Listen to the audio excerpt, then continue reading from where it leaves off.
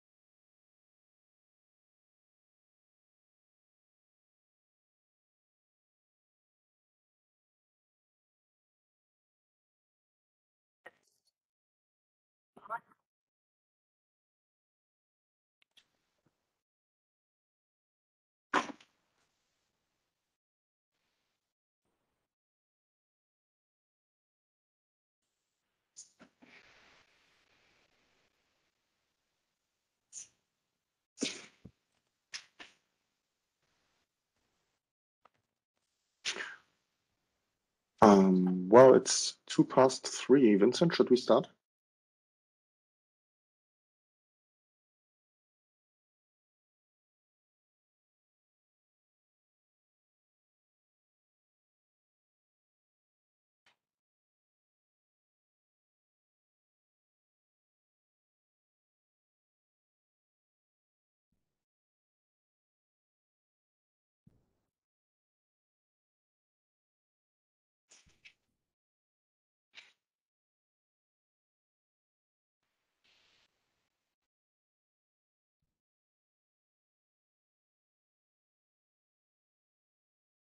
We lost Vincent.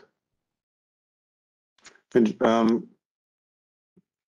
and gentlemen, ask a little bit of your patience.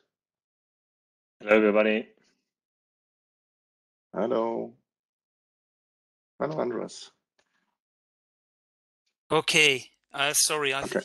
I was I actually already started, but you could not hear me.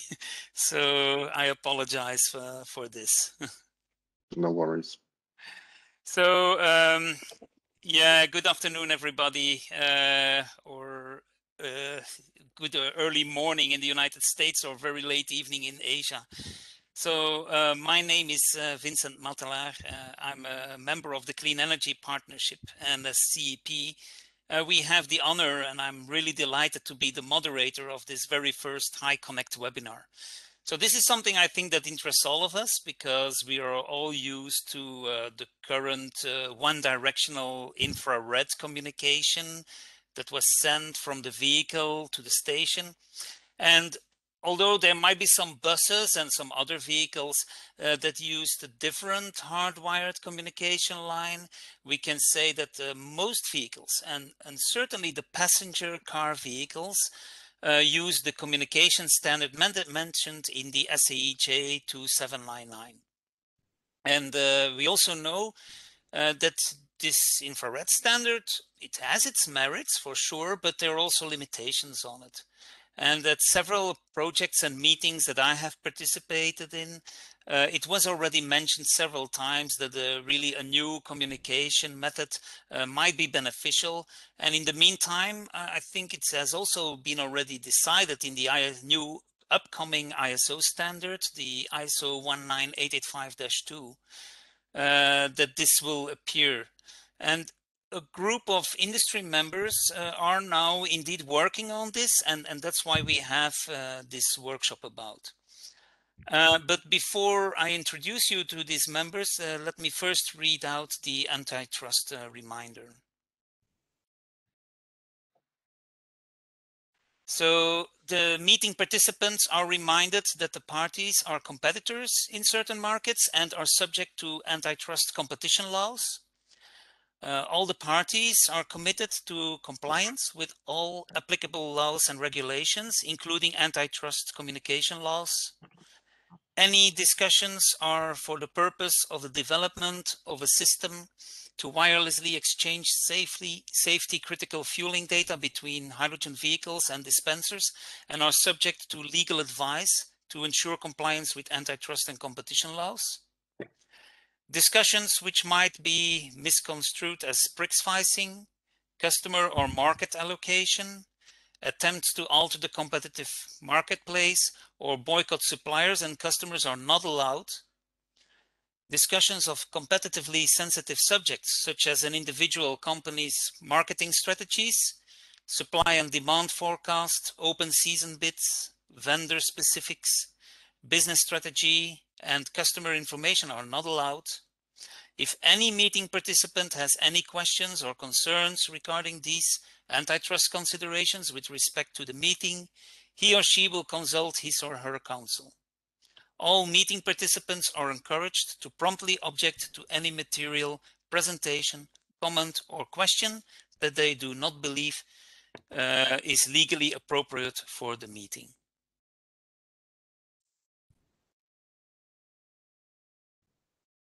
So let's have a look at the time schedule. As you can see, this time schedule is very crowded, and there will be, unfortunately, no time to have a question and answer after each session. So during the break, I will provide you with the email addresses of the presenters. So if you have a specific question, you can always address this to them directly. They will probably respond in the next days. I've taken already my 5 minutes of opening this webinar, so I think we can start with the introduction, which will be presented by Ulrich Mücke from Shell. I hope I pronounced the name correctly. And after this, some Pride members will introduce to you what has been discussed during the Pride project concerning the communication. So let first start with the introduction from Ulrich. Personally, I am very excited myself to listen to this presentation. So Ulrich, the floor is yours. All right, thank you very much, Vincent. I will share my screen in a moment.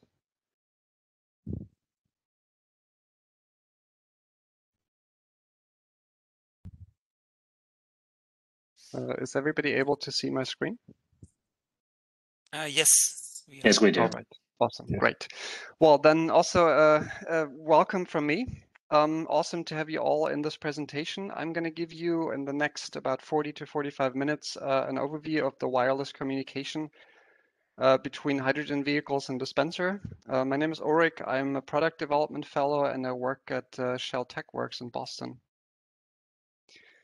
So antitrust reminder, I don't have to reread it again. I just want to state this in my slides as well. In the following, I'm going to give you a quick overview of TechWorks, who we are, what we're doing, present to you some of the challenges of hydrogen fueling today. I'm pretty sure that everybody is aware of it. I'm going to try to strike a balance between depth and generality and quickness. We're going to look at the multiple facets of the current challenges that are existing, start to explore the solution space more on a general perspective, look into functional safety and communication, and then also 2 quick announcements on industry activities that are currently happening that might be of interest to every one of you. So who's TechWorks? We are Shell's Innovation Center based in Boston. We're about 55 people currently. Most of us have a background that's completely out of the energy industry. And the idea of TechWorks is really to tackle projects, product developments within Shell that are kind of like out of the ordinary that probably stakeholders from within Shell don't have a full experience in. So they can contact TechWorks. And we're basically active in 2 main areas, and that is systems engineering. So looking at complex systems, trying to map out high value opportunities based on a systems perspective. And then we also have a product development branch with groups doing electrical engineering, mechanical engineering, and a lot of software engineering in order to be able to churn out prototypes, proof of concepts for internal stakeholders within Shell quickly. And we're basically active over the entire life cycle of a product, from discovering ideation all the way to deployment of ideas of prototypes of potentially products that we've developed. And those products can be real hardware, firmware, but they can also be software, which is a lot of the activities that are currently happening. And the connection to Shell Hydrogen from TechWorks is really that Shell Hydrogen in the US was born out of a systems study at TechWorks. So most of the people that were and are currently in the Shell Hydrogen team are coming really from a TechWorks background. Very early on, about 2 years, it was recognized in those discussions that there is a gap currently. And that gap is basically that if we apply current fueling protocols to heavy duty fueling, we would end up with extremely long fueling times. And it was recognized that in order to change that, we would likely need a communication of vehicle data to the dispenser. And this matches pretty well with the background that I mentioned before, electrical engineering, prototype and product development. So that's why TechWorks was tasked with looking into the topic about 2 years ago. Some of the Shell activities that are currently going on, I think you've seen probably the dispenser. We call it the Shell Hydrogen Power Dispenser. There are also product developments going on in the area of high capacity storage, mobile refueling, and the high capacity transporter. So there's a significant interest from Shell Hydrogen to also look into the communication topic. And that's something that's shown here. We think that in order to enable hydrogen for heavy duty, there are really 4 crucial components needed. Wow, that was a good feedback. You're not allowed I have to no look at the idea back of the from car. whom it came, but it was No, good. no, it's for the golf green at home that we're kind of trying to make. All right, Yeah. we have somebody not unmuted, not muted. Well, anyway, so four crucial puzzle pieces that need to fall in place in order to make hydrogen for heavy duty a reality, and that is high flow stations that are currently under development. Then heavy duty components that support the high flow. There's an industry consortium working on this at the moment as well, where Shell is a participant. Then we have the advanced fueling protocols, which are currently being developed within the EU project PRIDE. And we're going to see a talk later on the topic, and I'm going to mention it a couple times in my talk as well. PRIDE is tackling medium to heavy duty fueling protocols for the future. And then we need the advanced communications, and this is really where HyConnect and the activities at TechWorks, and then also with in the future with partners are coming in. So let's look at hydrogen fueling today and what it looks like in the future, likely. You're all aware of the 2601 protocol that's currently used everywhere. The design philosophy here is that the station assumes the full responsibility for the fueling, and we have no exchange whatsoever safety critical fueling data between the vehicle and dispenser. So the dispenser makes all the decisions for fueling. And the vehicle is assumed to be some representative vehicle. There's no possibility to tell the dispenser what vehicle is currently standing in front of it. There's communication. I'm going to go into that into the next slide. 2601 was very heavily focused on light-duty passenger vehicles. The fueling time is about 3 to 5 minutes, which is, I would say, sufficient or barely sufficient for today's applications. However, if we want to apply the same type of idea to heavy duty fueling, then we run into troubles because the existing fueling protocol assumes a lot of safety margins. So it makes it very, very slow if we apply it for heavy duty. And by slow, I mean we would probably have 30 to 40 minutes fueling time for a 80 kilogram tank, which is for a very heavy duty class 8 rig. But the goal is really to go down to 10 minutes. So we definitely need to do something about it. There's the communication interface. Of course, you're all well aware of it, the infrared communication. It is unidirectional, so there's intrinsically no way to communicate safety critical data, because for safety criticality, you would always want to have a response from the person that you're sending data to, or the device that you're sending data to. Currently, the communication is used to improve state of charge. So there's basically a slightly different parameter set used in the dispenser when the communication is present. So the future, as I mentioned, is likely going to be PRIDE for medium and heavy duty. There are different solutions explored in PRIDE in order to reduce those safety margins that I talked about. Type 1 generally would be to reduce the safety margins a little bit. So yeah, there would probably be limited returns on that. So it's not something that's currently actively explored. Then we have to type 2, which would mean the vehicle communicates some sort of parameter set that characterizes the tank system to the dispenser, and then fueling decisions are made based on that. And type 3 would basically be a really full feedback control fueling, so a continuous transmission of pressure, temperature, and vehicle data during the fueling in order to control it. Type 2 and type 3 are the ones that are explored, and they both implicitly assume the availability of a communication channel, and that communication would have to be safety critical. So we would definitely want to exchange information safely. And then also Vincent mentioned it, there's ISO 19885-3 coming up where those protocols are supposed to be standardized. Also, the future is going to bring a much more expanded vehicle fleet, a much more heterogeneous vehicle fleet. I've picked 2 examples here, the Street Sweeper and the Class A Trig, knowing that this is not really a representative one, but you get the idea. We might see very, very different vehicles coming up to the same station trying to fuel hydrogen. And one thing that I really would like to stress here is that the change that we're looking at is really a paradigm change. So the way safety is happening today in 2601 is, as I mentioned, the dispenser and the station have full responsibility.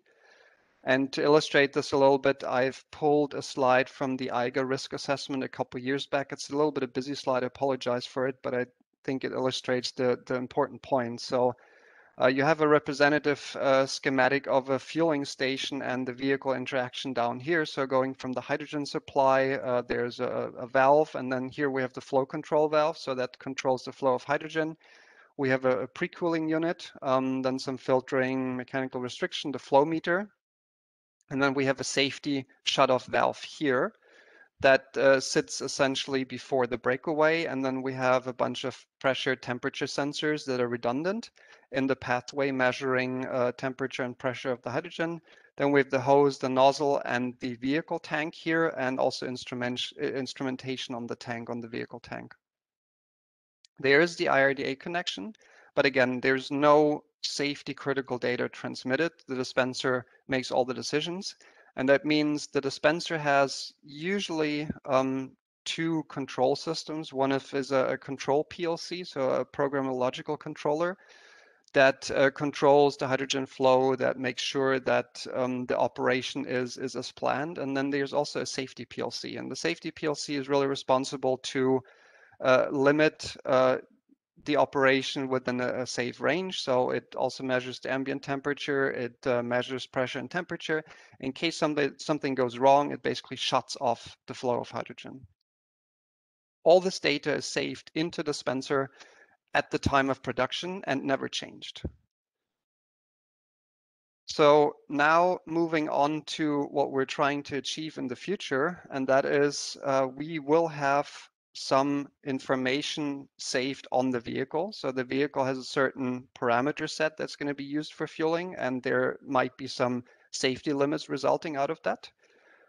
That forms a safety critical set of vehicle specific parameters, and that gets transmitted over to the dispenser. And the dispenser intrinsically by the factory does not have preset limits or this kind of like safe envelope of the 2601 that we're used to, but it will take the vehicle data and use that to make decisions. So if the vehicle data is not transmitted properly, of course, we might have a safety excursion. And that's really the very fundamental difference what we're trying to achieve here. So we're not trying to simply transmit 2799 data wirelessly over a different interface, replacing IRDA, but we're really changing a paradigm in communication and in safety.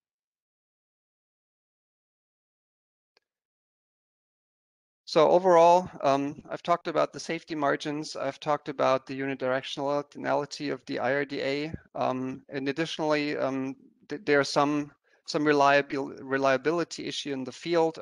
So IRDA sometimes doesn't really work well in sunlight. So another factor to consider if we would like to replace it. And it's also pretty easily damaged. So the optical components are getting damaged very frequently. So clearly, we would like to move away from IRDA and go take the next step, meaning a reliable wireless communication, ideally low-cost components, of course, and then an open standard so that we have industry-wide acceptance and an industry-wide solution that everybody can use.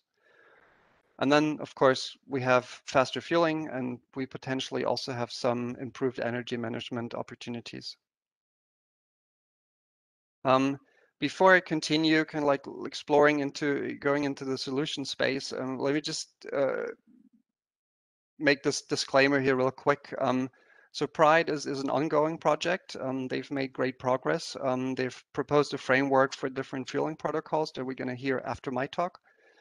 Nevertheless, there's still some kind of like open questions to decide, and then also that means for the following, I'm just going to assume broadly and generally that we need a wireless communication of safety critical data, whether that is just before the fueling or whether that is continuously during the fueling is open and to be discussed. And then a detailed implementation is also still something that's very open for everybody to chime in. So what's needed? What could a potential solution look like? And that's schematically shown here. You have a schematically drawn a vehicle here on the left-hand side with a receptacle, the hydrogen tank, and then the dispenser here with the dispenser control PLC and then the flow control components here. And the two want to exchange data. So data from the vehicle needs to go into a safety certified communication module. Then it's transferred over a certain network standard that we're going to talk about over the next 2 days quite intensively. With a certain protocol, which is fairly easy, essentially the standard of the scheme of the data, so the strings or whatever you want to call it. And then we have the same on the dispenser side, a safety certified communication module again. And the two exchange data over a wireless network. The thing is, by definition, bidirectional, as I mentioned before, to transmit safety critical data. And an important feature is we want this to have to be a black channel communication. And I'm going to explain that a little bit later on. Basically, what it means is that we need safety certified modules on the vehicle and the dispenser, but all the hardware and software in between can be generalized commercial off-the-shelf hardware and software. Another important feature here is that, of course, we initially need to pair the vehicle and the dispenser. So each party needs to know whom to talk to. And we also need a trusted relationship between vehicle and dispenser, and that's what I'm going to talk about next. I'm going to have one more slide here describing a little bit the sequence of events that have to happen. And this is a little bit comparable to if I want to transmit a matter of life and death to somebody abroad. I would have to go, of course, through multiple steps. One is I would know whom to contact. So I would need essentially the telephone number or whatever. I would need to know across what network I can contact them. Then, of course, I would call up the person, and then I would want to know, is it really the person that I think it is, or is it somebody else that the information is not meant to be? So basically, I would want to have some sort of authentication piece from that person. And then, of course, I would want to make sure that the communication channel that I'm communicating across is encrypted so that nobody can interfere with our communication. And only then would I basically be able to give my safety critical information to the other party. And this is essentially what we're trying to do here with the vehicle and dispenser communication as well. So first of all, we need the pairing. So we need to make sure that one vehicle connects to exactly one dispenser and that it is the right dispenser and the right vehicle. Then we would want to make the network connection. Then afterwards, we would ask ourselves, well, is it really the vehicle that I think it is? And is it really the dispenser that I think it is that we're connected to? Then encrypt the channel to kind of like eliminate any malicious intent. And only then would we be able to really exchange fueling data. Again, based on kind of like what I said before about this change in paradigm, of course, the data that we want to transmit initially is safety critical as well. So during the production, we would have to write safety critical data to the vehicle. So any parameters characterizing the tank system and potentially or likely also the certificates for the identity. And the same is true for the dispenser. We would need to write certificates, identity certificates as well. So what could it look like for the pairing? Imagine a vehicle driving into a busy station. There are multiple dispensers. There are multiple vehicles at the moment. How does the dispenser know what vehicle is standing in front of it? We think it needs some sort of unique identification. We think NFC could be a very good solution to this. So that we have a very short range communication. That means, for example, a NFC reader on the nozzle, then the nozzle is inserted into the receptacle. The two start to communicate, and that way we have made a binding, and we know that this nozzle from this dispenser belongs exactly to this one vehicle. Then we would start reading information from the NFC tag on the vehicle, and we would use that unique information to actually make the network connection, which is independent of the NFC connection here, to later communicate the data. Of course, there are some alternatives here as well. So there would be a bidirectional NFC. Of course, we could not use a tag on the receptacle, but then a transceiver as well, so we could directly communicate the vehicle, the information between the NFC reader and the vehicle via NFC. And I think we're also going to see some information later about Bluetooth triangulation from Fill and Drive.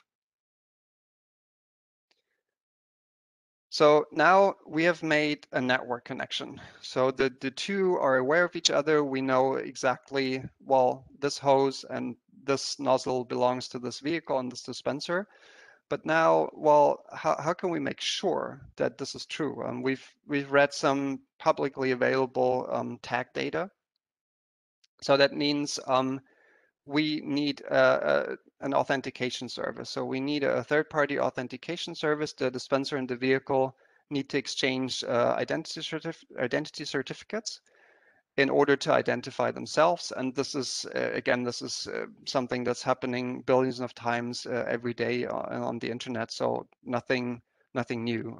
It's all industry standard practice. And then the next step would be to secure the channel, so to encrypt it.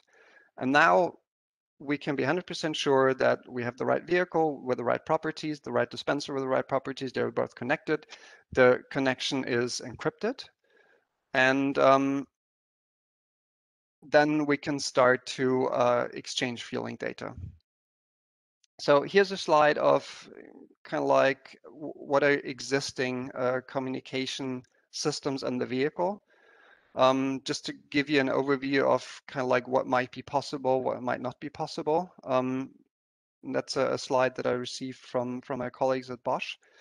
We have, of course, we have Bluetooth in the vehicle. Those are all the blue boxes. There's a tire pressure management system. There's some battery management system as well by Bluetooth. There's Bluetooth audio inside of the vehicle. And then, yeah, this is the pressure, the tire pressure again. Then we have Wi-Fi, which is usually inside of the cabin. There's also Wi-Fi, external Wi-Fi antenna. So for example, firmware over the air applications. And then we have NFC for keyless entry. And then we also have ultra wideband ranging for keyless entry. And then more the external facing applications are cellular connections, of course, 4G, 5G, cellular vehicle to X, the Wi-Fi I mentioned before, and then there's also ITS-G5. It's interesting to note that a lot of these are secure. So of course, all the key elements are pretty secure. There are very few that are functionally safe. So for example, there's the automated valet parking from Bosch, and then of course there's all the teleoperated driving, which is functionally safe. For cellular, something that I wanted to mention quickly here as well, just to put it out here, there are different types of communication possibilities. The classical one would probably be the dispenser and the vehicle communicate via a cellular tower.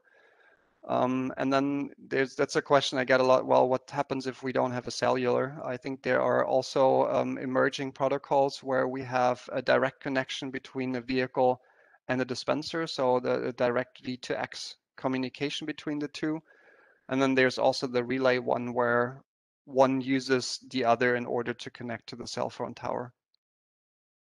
This more for kind of like the question, can the two communicate directly without a cell phone tower?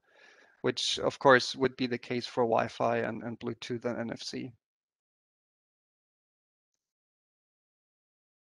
So now I said we have a secure communication established, and now we want to exchange fueling data, and that's really the topic that of this workshop. So fueling data exchange.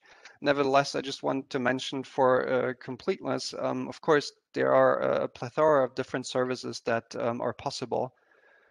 So anything around loyalty programs, fleet management solutions, we could even think about automated payment. We could think about logging to improve experience and mostly operational performance, et cetera, many more. Nevertheless, this talk is exclusively and HyConnect exclusively about fueling data.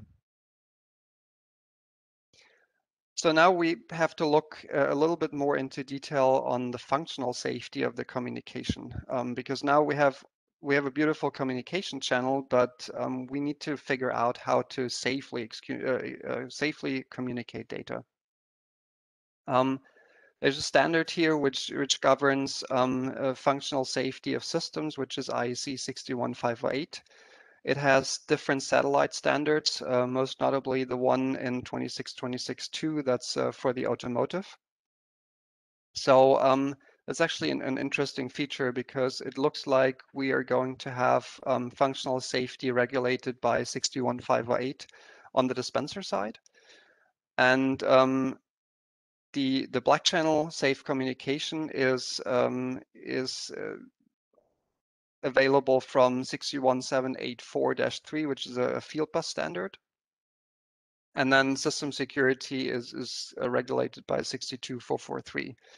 On the vehicle side, it looks slightly different. So we have safety is 26262, and then security are all of these here. I'm not going to read all the numbers. So we're actually communicating across two different security standard domains. So coming back a little bit to black channel versus white channel again. I mentioned before, black channel is the preferred solution. Just for completeness, white channel would essentially mean that the entire chain of communication, and that means all elements are safety certified. So if I would assume for simplicity, I want a vehicle and dispenser connected via Wi-Fi with a router, then the router would have to be safety certified, the software on it, the hardware, and the vehicle and the dispenser elements would have to be safety certified. That's clearly a very expensive solution. So luckily there's an alternative, and that's the black channel. And that basically means that only the end element of a communication need to be safety certified. In this case, whatever module we have on the vehicle and whatever module we have on the dispenser side. And everything else in between can be commercial off-the-shelf hardware, software, which clearly makes it much more easy and much more manageable in terms of cost.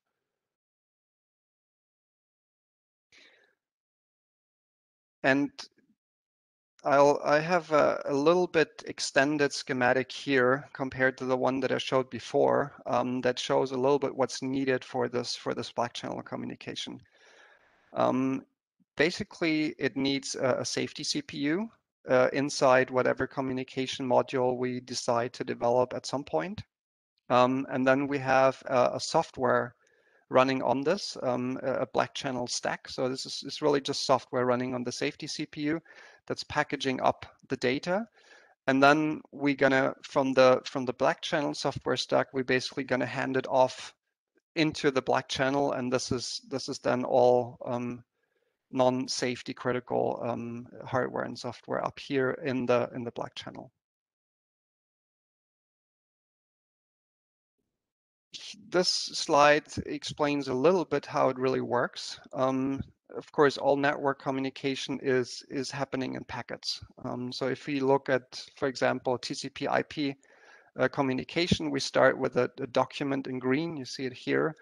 Then that document gets broken down into a single string with formatting everything. The string is chopped up. It's packaged into different packages that get a sequence number and that get a checksum, for example.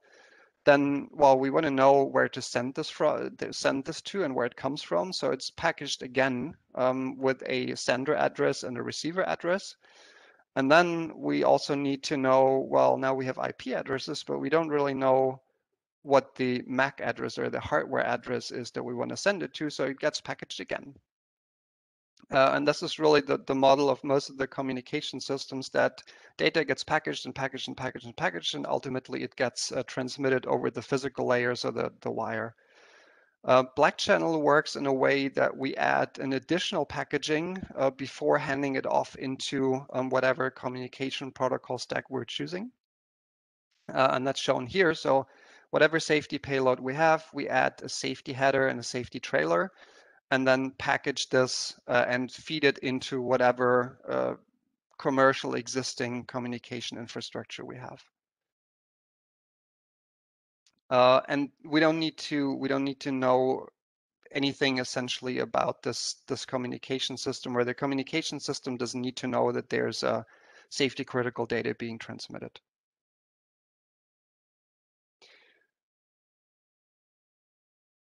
Now let's look at what communication safety measures we have to take in order to make sure that our safety critical information arrives properly on the other end.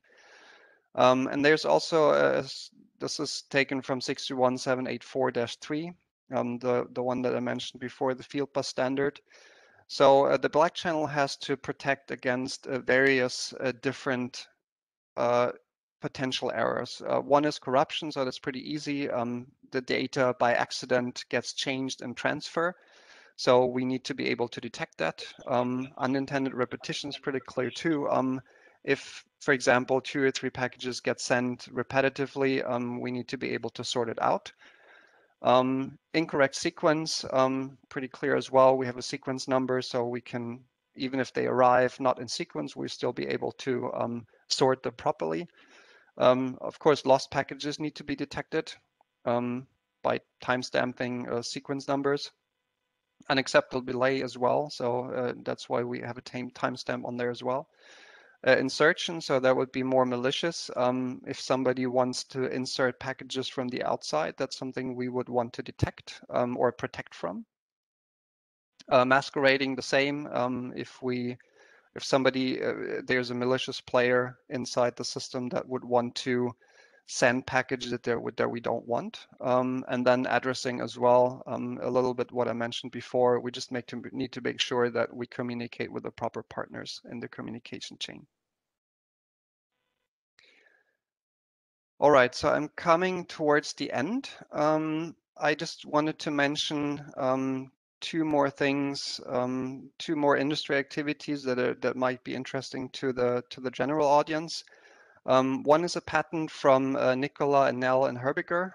It's a granted patent 10.800.28.1 with a priority date in February 18, 2019.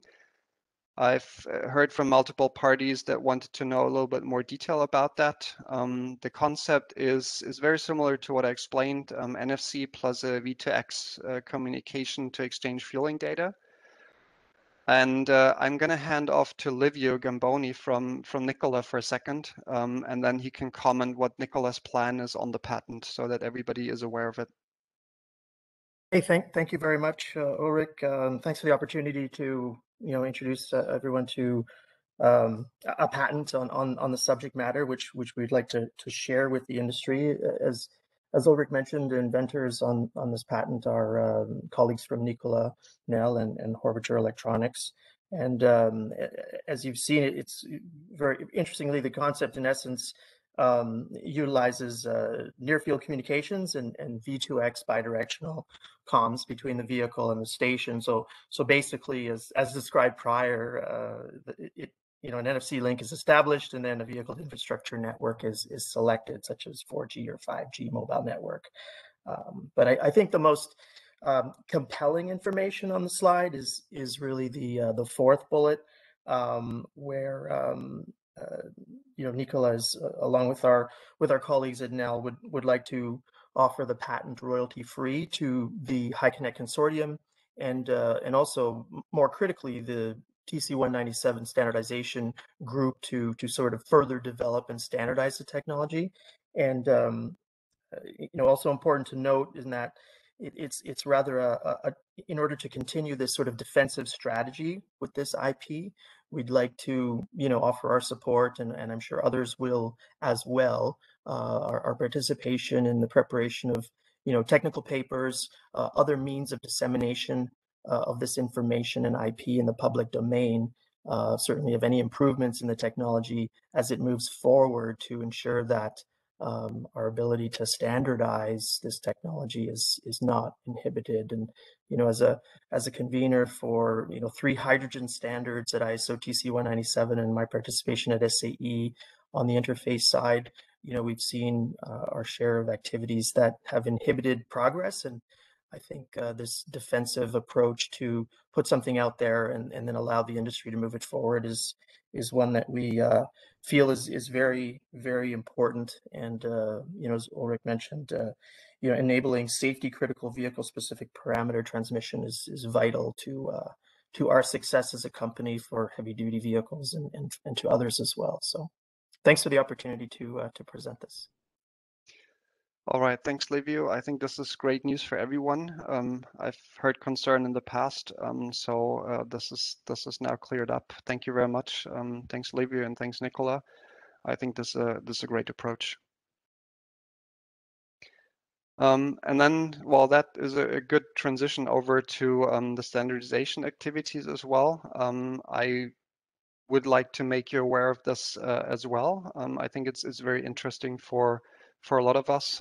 So there's the Technical Committee 197, the Working Group 24, which is working on the 1988 5-123 standard. So one is more a general fueling protocols in general. The -2 task 2 is the wireless communication. So something that we're going to hear more often from now on. The slide on the right-hand side here is from the very first meeting. There are 2 ideas, either proposing a standard or a technical specification or report. As you see, the timeline is pretty ambitious. There's another ISO meeting specifically for task 2 coming up on August 9 and 10th. So I would like to encourage everyone to sign up and participate in the meeting. That's going to be interesting. And then, as mentioned before, the task 3 is the heavy duty fueling protocols, and that's essentially the pride activities. All right, with this, I'm at the end. Later during the day, I'm also going to present more specifically around the activities that we have at TechWorks on the technical side, and also around the HyConnect project. This is it for me from the moment, and I'll head back to Vincent. Thank you very much for listening in. Thank you very much, Ulrich. This was really interesting. I've learned a lot from my side. So it was a real good presentation, and also thank you very much to stay within time and to speed up, because you saved the lost minutes that were due to my problem. So now I want to go to the next topic, which is about Pride project. So the heavy duty refueling protocol. And also in Pride project, the communication issue has been discussed several times. So I will give now the word to Klaus Du Singding from Nel and Steve Mattison from First Element. Thank you, Vincent. Steve, are you here? Can you hear me? Wonderful. Yes, we can hear you. So I got the presentation on my screen, and I'll just share screen here. You should be able to see the presentation now. Great. So allow me to introduce. My name is Klaus Sinding from Nel Hydrogen, and along with me I have my colleague Steve Mattison from First Element Fuel, and we are here to present on the status of PRIDE, which is an abbreviation for Protocol for Heavy Duty Hydrogen Refueling. Just an introduction to the PRIDE project. So PRIDE is a project that has been set for 1st of January 2020 to 31st of December 21. And the project has received funding from the Fuel Cells and Hydrogen 2 joint undertaking under grant agreements. And the joint undertaking receives support from the European Union's Horizon 2020 Research and Innovation Program. So the official PRIDE project partners are LBST, ZBT, Air Liquide, ENGIE, Toyota Motors Europe, ITM, Nel Hydrogen, Shell, CEA, and Nikola. And along we also have MAN and Toyota North America. Besides from the official PRIDE partners, the project also uses external experts, and that is part of the reason we also have Steve Mattison with us, who has contributed greatly to our progress. So the work plan for the PRIDE is that we had a first work package with state of the art and specification. So we are essentially doing some research on what's the state of the art on protocols and vehicles and components, making a gap analysis, and specify what we want to get out of this protocol development. Then we have 3 work packages that has been split into protocol development, simulations, and experimental validations. And these 3 work packages are working in iterative steps in order to make a protocol in theory, do some simulations, and then do field testing, and then optimize the new protocol that way. And in the end, we will have we will wrap it up in work package 6, where we have the recommendations that we have generated throughout the project and dissemination to external interested stakeholders. And we also have a work package 7, which is the entire project coordination to make sure that everything that is done in the project is in line with the rules of the FCA-JU. You can interact with PRIDE if you are not already a project partner, and if you want to learn more. There is an emailing list you can sign up for as we progress. We are also making the deliverables and presentations available online on our website, which is pride.eu. And keep an eye out for upcoming PRIDE webinars. From time to time, we are making some public events where you can track the latest progress. But I think during this presentation, you will get a pretty clear idea on our progress. So please provide your comments and inputs at any time to the to the email address listed here. And with that, I'll hand it over to Steve. Take it away.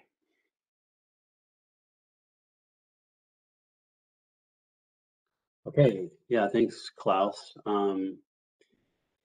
So I'm going to go ahead and give you a little bit more detail on the fueling protocol approach that we're pursuing within Pride. I think Ulrich did a pretty good job of giving you sort of a high-level view of the basic approach that we're taking. So I'll get into quite a bit more detail and specifics in this presentation. So first, I'll just start with some background information. If you can advance the slide. Yeah, so Ulrich already explained this quite well, so I won't spend much time here, but I just want to kind of reemphasize that the status quo at the moment is the SAE J2601 fueling protocol, and it functions on the basic philosophy that the hydrogen station is fully responsible for the safe fueling of the vehicle, and that no safety critical information from the vehicle is used for safety critical control functions in the protocol. There's also a worst case set of boundary conditions that are assumed. And although there is communications that's utilized with this protocol, its primary purpose is fill quality to improve the end of fill SOC. Next slide.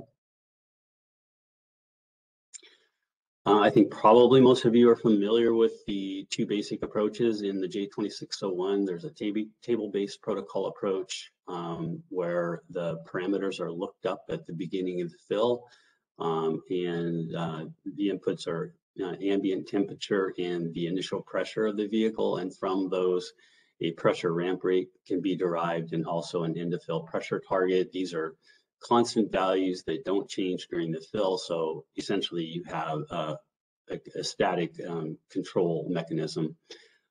There's another option in J2601 called MC formula. This protocol is much more dynamic in nature. It also looks up some parameters based on initial conditions, but essentially the pressure ramp rate can vary during the fill based on measured conditions, primarily the fuel delivery temperature, and the end of fill target pressures can also be calculated dynamically. So that's the primary difference between the two approaches. Next slide. So this is just a kind of an overview of the fueling performance, and I think that kind of the takeaway here is that the orange bars show the MC formula fueling performance versus the table-based fueling performance, and I just want to emphasize that the reason that the MC formula performs better, everything else being equal, is that it's measuring the actual fuel delivery temperature instead of making an assumption about that. So essentially, MC formula eliminates one of the embedded assumptions in the table-based approach, and that's kind of going to be an important thing that I'll continue to emphasize in some of the approaches. What we're trying to achieve in Pride is to eliminate as many embedded assumptions as we can to improve the fueling performance. Next slide.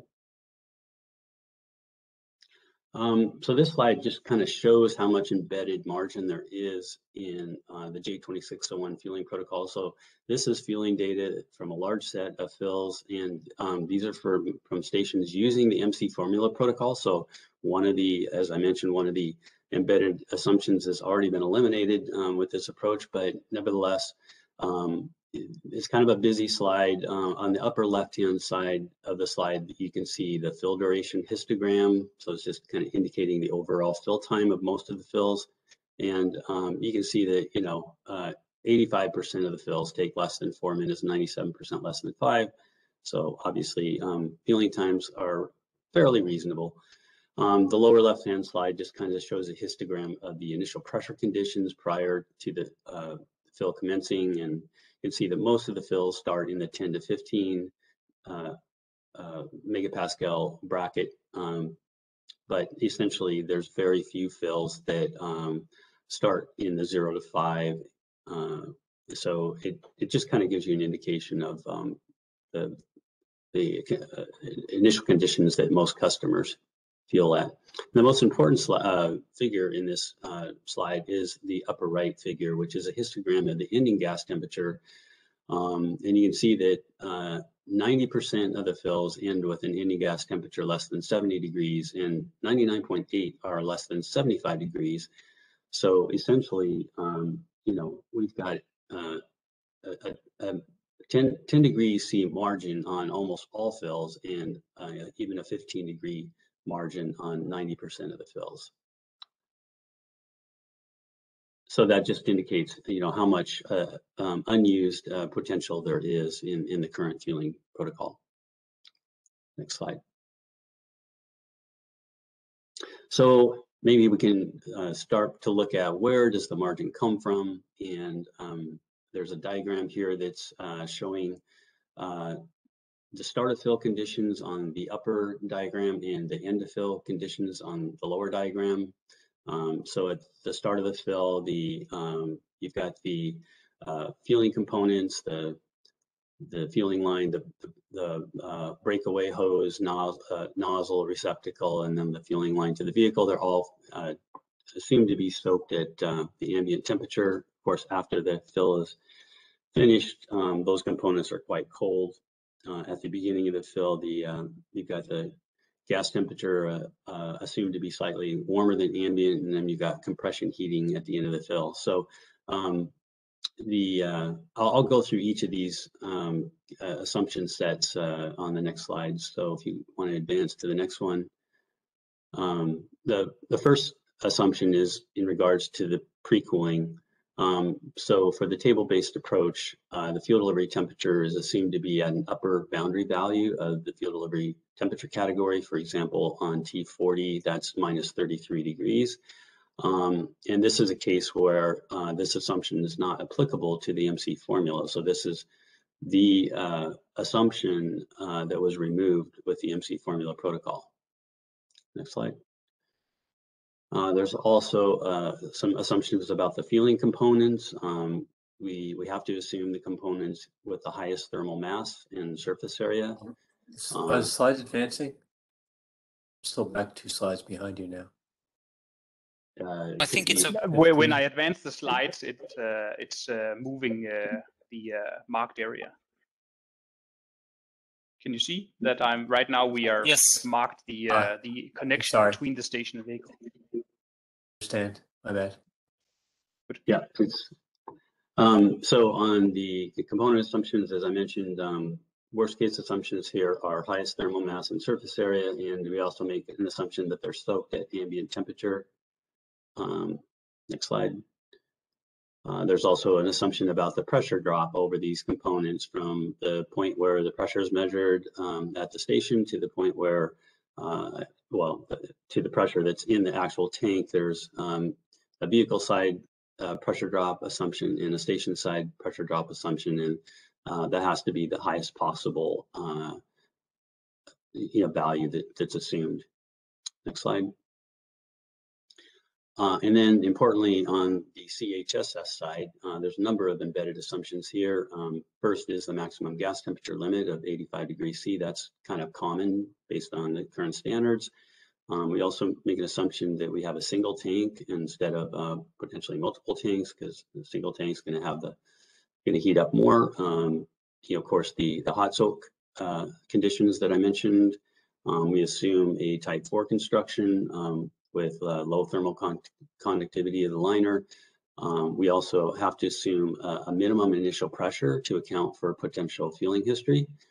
And we also bracket the protocol puts volume brackets in. And so we essentially have to assume that the CHSS volume is either larger or smaller than actual. Final slide on this. So yeah, essentially, it's a combination. The margin comes from a combination of all of these assumptions, and it's not only that these assumptions exist, but we assume that they are all present at the same time. So certainly, of course, during fueling, it's possible for any of the number of these assumptions to be present. But for all of these to be present at the same time is quite rare. But we on every fill have to make, we are assuming that they all are present. So that's essentially what's causing the large temperature margins in the current J2601. Next slide. So how can we reduce this margin? I think, again, Ulrich did a pretty good job of explaining this in his presentation, but essentially we could potentially stay with the J2601 philosophy where the station is fully responsible. You know, there is potential to improve the existing protocols by eliminating or reducing some of the embedded worst case assumptions. I know that there's work by a former colleague of mine, Kyoshi Honda, in Japan under a NITO funded project to make some improvements on the current protocols by reducing or eliminating some of the embedded assumptions, and he's doing good work in that area. So there is potential to further refine the J2601 philosophy approach. Alternatively, we can change our philosophy, as Ulrich mentioned, and sort of have a paradigm shift where we don't have to assume that the station is fully responsible, and therefore we can use some vehicle information which can essentially reduce or eliminate a larger number of embedded assumptions. And so this is the approach that we're pursuing within Pride. Next slide. Yeah, so I think because the protocol, the fueling concepts that we're pursuing in Pride are based on MC formula, I thought it might be good to just go through a short overview of MC formula and how it works for those of you who may not be so familiar with it. Next slide. So this slide is just talking about the key control variables that are inputs to the MC formula control. And the primary measured parameter is the fuel delivery temperature. It's a mass average of that fuel delivery temperature, abbreviated MAT. There's also another important parameter called T sub final, and this is the time that's required to fill from a minimum to a maximum pressure under worst case conditions, which is, you know, the hot case conditions. Then finally, the variable pressure ramp rate, which is kind of a final output parameter. And of course, there's a target pressure as well. So essentially, you measure the fuel delivery temperature. From this, you calculate a T final parameter, and then the T final parameter is used to calculate the variable pressure ramp rate. And these are updated on every second during the fill. Next slide. One of the issues with using the fuel delivery temperature dynamically is that it can change quite radically during the fill. So the fuel delivery temperature is potentially at ambient temperature at the beginning of the fill when all of the components are warm, and it takes a while for that value to get cold. J2601 gives a 30-second window for the temperature to cool down. So if you start measuring the mass average temperature from the very beginning of the fill, you would get a line that looks like the blue line in this graph. It's very slow to respond, and because your pressure ramp rate is calculated off that value, your pressure ramp rate is essentially going to be very slow at the beginning, and then it's going to be getting progressively faster. And it's not the kind of control approach that we want. So we developed some rules to try to allow the mass average temperature input to be much more stable. Those rules are essentially that during the first 30 seconds during the cool down period, there's an expected mass average temperature that's utilized. This is what you would expect the end of fill mass average temperature to be based on the cooling capability of the station. And then once the cool down period is passed, which is 30 seconds, there's an MAT 30. This is a mass average temperature that doesn't start to calculate until 30 seconds have passed. So that's ignoring all of the warm gas at the beginning. That's used for most of the fill. But then as you get to a transition point in the fill, which is about halfway through the fill, we start transitioning from the MAT 30 to the MAT 0, which is the mass average measured from the very beginning of the fill and does include the warm gas. So that by the end of the fill, this transition is complete, and by the end of the fill, the pressure ramp rate is fully dependent on the MAT0 parameter. And then the MATC is the control value, so it's a combination of these three rules, and it changes during the fill. Next slide. The T-final parameter that's used, I mentioned it's defined as the time required to fill from a minimum pressure to a maximum pressure. It's also a function of ambient temperature and, of course, the mass average field delivery temperature. And so it's essentially the way we derive T-final is to run some computer fueling simulations under these worst case hot case conditions. And if we run fueling simulations under different fuel delivery temperatures at different ambient temperatures, we essentially can plot these on a graph as I've done here, and you can see that you get a very nice curve fit through all of these data points. So essentially, a third order polynomial fits this data almost perfectly, very, very high R squared. And so that's essentially what we've used in J2601 is to derive a curve fit for a number of different ambient temperatures. And so there is an A, B, C, D set of coefficients that is applicable to each of these ambient temperatures. Next slide. And these A, B, C, D coefficients are stored in a set of tables. You can see that for each ambient temperature, there's a unique coefficient. And these tables are relevant for a number of the different boundary tanks that I mentioned. There's different volume categories that are used in J2601. There's also a couple other parameters that are used in the T-final equation to account for real-world variability. There's an alpha and a beta parameter, and the alpha compensates for nonlinearity or variability of the pressure ramp rate, and the beta compensates for the fact that we have to draw pressure tolerance. So if you obviously want more detail on that, you can read through J2601. Next slide, please. And then finally, the pressure ramp rate equation. This is the kind of the final control parameter.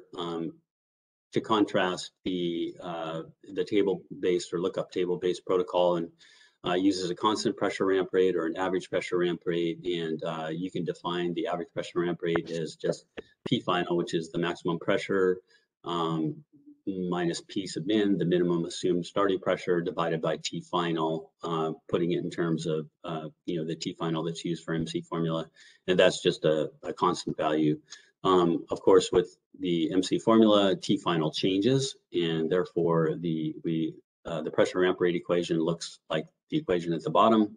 And if T final is decreasing, that means the fill time is getting shorter. The pressure ramp rate automatically adjusts, and you can see the blue line is increasing, so the pressure, the slope of the blue line is increasing, so the pressure ramp rate is increasing. And likewise, if T final is increasing, causing the fill time to be longer, then the pressure ramp rate decreases. Next slide. So that's essentially MC formula in a nutshell. So now I'll get into the pride fueling concepts. Next slide. Next slide.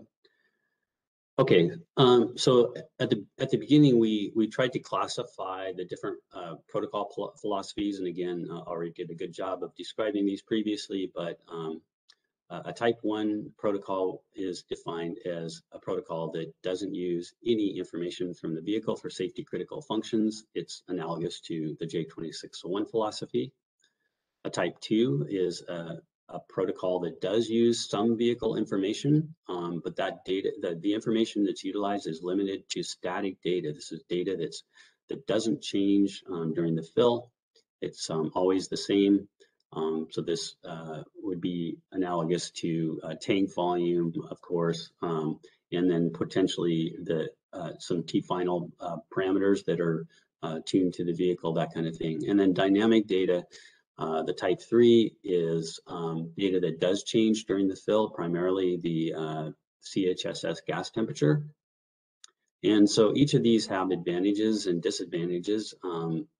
We think that the performance for type 1 may not be acceptable versus type 2 and type 3, where performance likely is going to be acceptable. And of course, the pre-cooling temperatures that are required is really a function of the embedded margin in the protocol. So the type 1 protocol is almost for sure going to require T40 pre-cooling.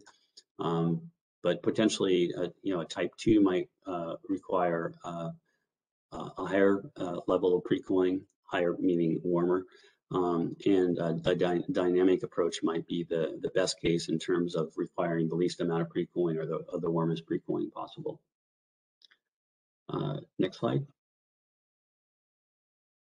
So in addition to the different fueling protocol types, there's also the potential for prescriptive and performance-based protocols. So a prescriptive protocol is just what it sounds like. It's a set of instructions that are very clear and unambiguous. They're followed exactly the same each time. And J2601 is, of course, a good example of a prescriptive approach. A performance-based approach is one where it's really not, the protocol itself is not really well defined. And essentially there's guidance given for boundary conditions, and sort of defines the envelope of the fueling, but the how it's done is not necessarily defined. And of course there's advantages and disadvantages to each of these approaches. The prescriptive approach is much more consistent, it's easier to validate, it's already developed, so there's no development costs, and of course it's open and fair to all companies. But on the negative side, there's less room for innovation, and it takes a lot of effort to get a fueling method approved. For performance-based, there is more room for innovation, and it does potentially allow for competition between companies, but also entails high development costs, can potentially discriminate against small companies who may not be able to spend on development, and potentially could allow companies to corner the market through IP. Next slide. And finally, in addition to the other metrics around or descriptions of fueling protocols, we can also consider who controls the fill. Of course, historically, it's been the station, but there's also the potential for the vehicle to control the fill. And of course, we have to be a little careful when we say control about what we're meaning. In the context here, when I say control, I'm talking about command control. I think that the station is always going to physically control the flow of hydrogen to the vehicle. It's potentially possible for the vehicle to do that, but that would require a lot of hardware on the vehicle that's probably going to be cost prohibitive. So here we're talking about command control. And for command control, of course, if there's obviously for the station control advantages and disadvantages, it potentially might not require the bidirectional communication with station control, especially for type 1. One-stop shop means the station determines both the command and the physical control, potentially lower functional safety requirements. But of course, it might entail higher functional safety on the station, stations also typically have lower processing power than vehicles.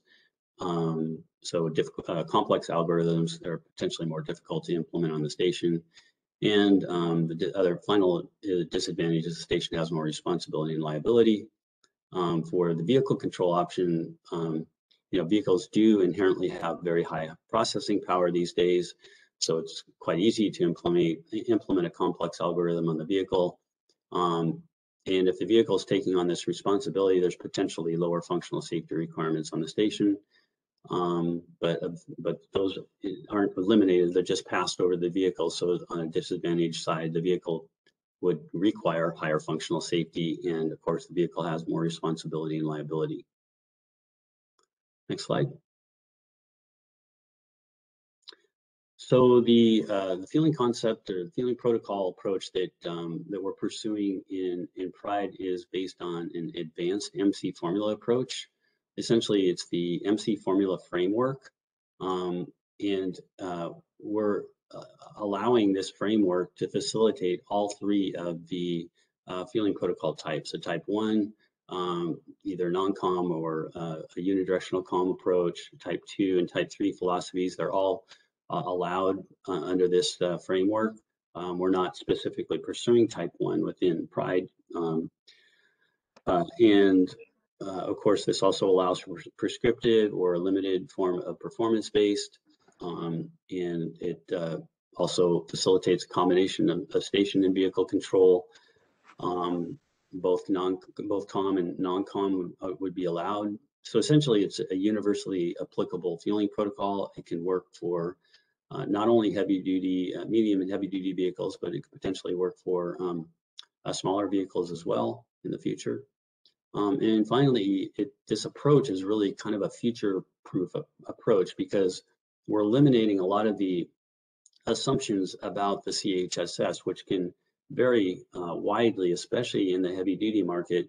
The range of CHS configurations can be much larger and broader than it is for light duty. So this could facilitate future designs, which might be conformable tanks, type 5 tanks, applications that go beyond heavy duty trains, ships, things like that. Next slide. So this is what the advanced MC formula framework, kind of a visual of what it looks like. You've got at the top the advanced MC formula, and then we can slot in these different feeling protocol types.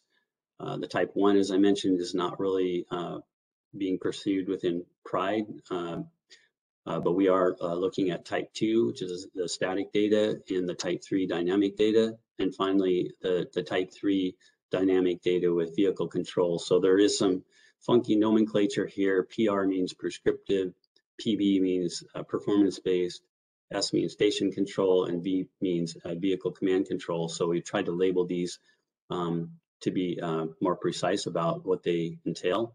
Under the dynamic data with the station control, we have 3 different concepts. There's a TGAS initial, a TGAS initial plus, and a TGAS throttle approach.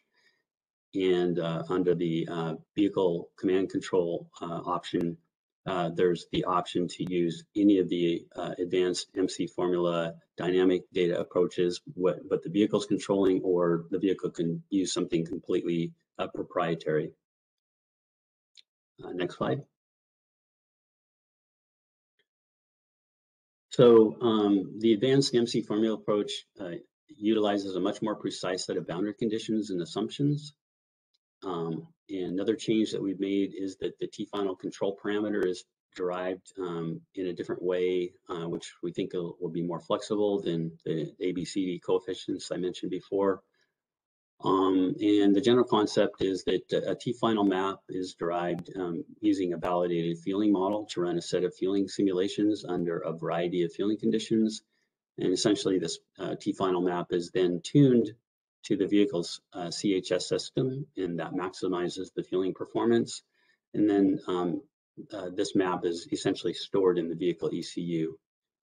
And of course, as I mentioned before, the framework can also facilitate the command control feeling method where the vehicle calculates the control parameters and communicates these as commands. Next slide. So this is a visual image of how the T-final maps are derived for each vehicle CHSS. The first thing that we need is a verified feeling model. There are a number of models that are available now that have gone through a pretty exhaustive and comprehensive verification process. But nevertheless, that is obviously a prerequisite. And within the feeling model, then the important thing is that the actual CHS design is input into the model. So this would include all of the tank properties, all of the flow components from the receptacle onward down to the tank inlets, the tubing characteristics, and any manifolds and valves along the way. They're all represented in the model. So the model should be very precisely defined, or the CHS would be very precisely defined in the model. Another part of the model, of course, is that we need to also consider the station side, and this includes the components, the fueling components, the nozzle, the hose, the breakaway, and we have to make some assumptions about those. So with those two elements, then the model is run over a range of input conditions. We vary the fuel delivery temperature from very cold to potentially warm or ambient temperatures. The ambient temperature range is also changed from the extremes of -40 to +50. And then there's a minimum pressure assumption, P sub min. That can be the lowest pressure of the tank system would be 1, either 0.5 or whatever the minimum value is, up to higher initial pressure assumptions. There's a soak temperature assumption, and there's also the assumption about the maximum gas temperature.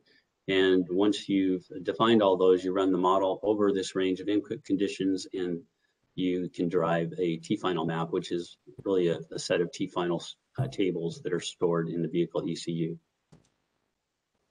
Next slide.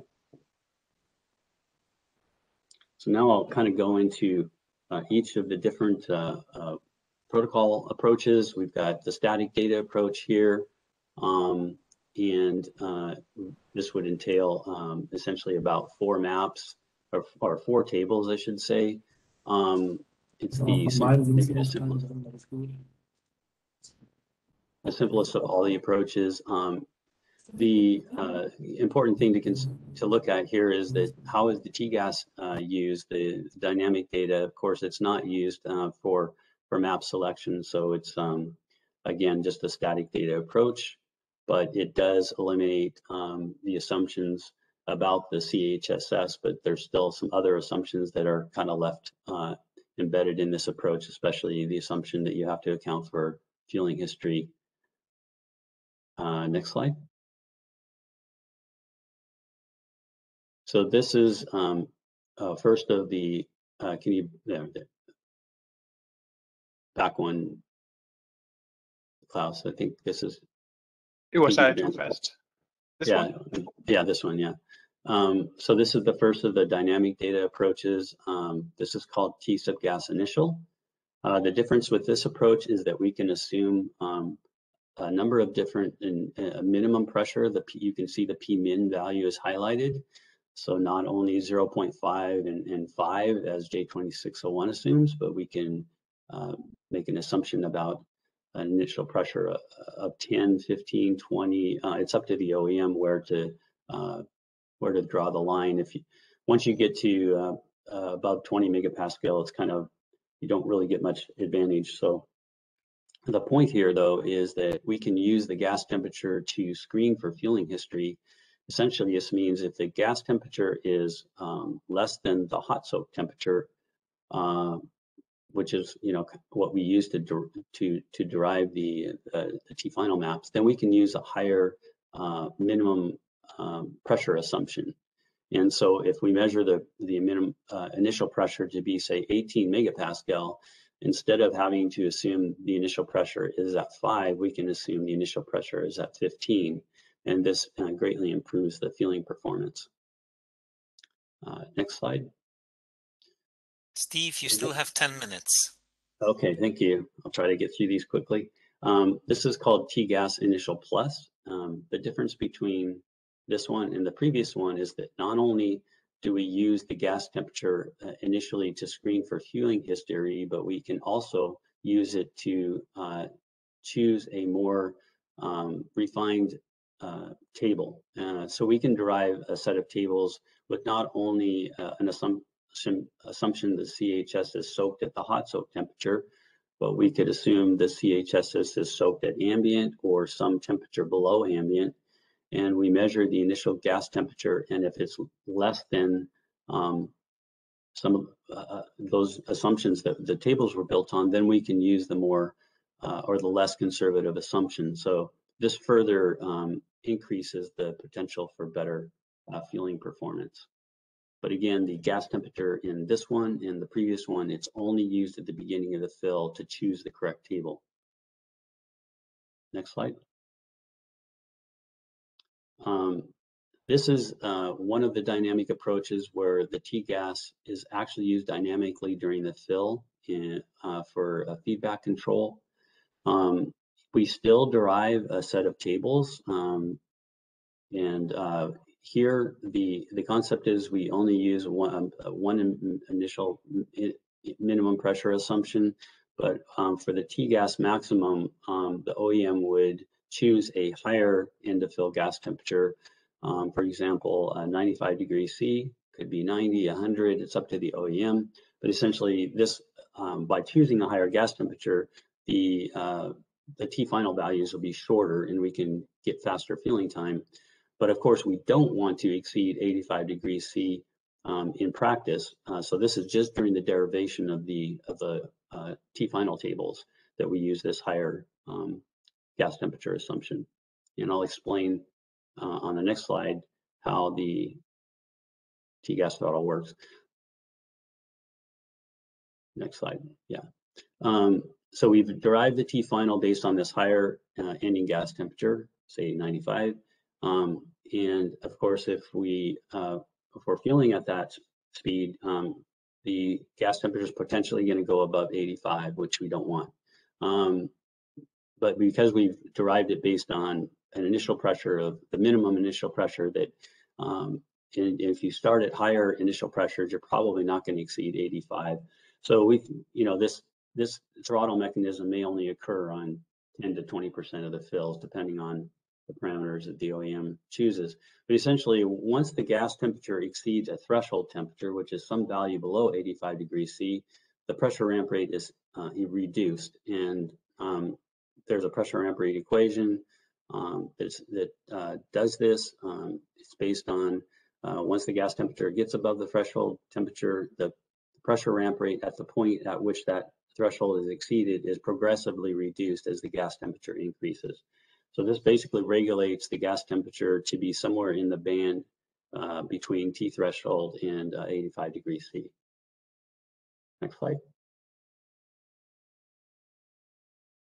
Finally is the dynamic data approach where we have vehicle control.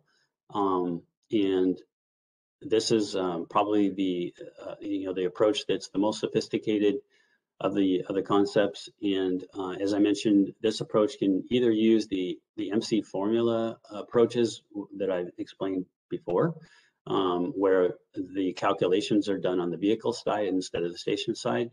The other option is for the vehicle to use some proprietary approach that's not necessarily defined.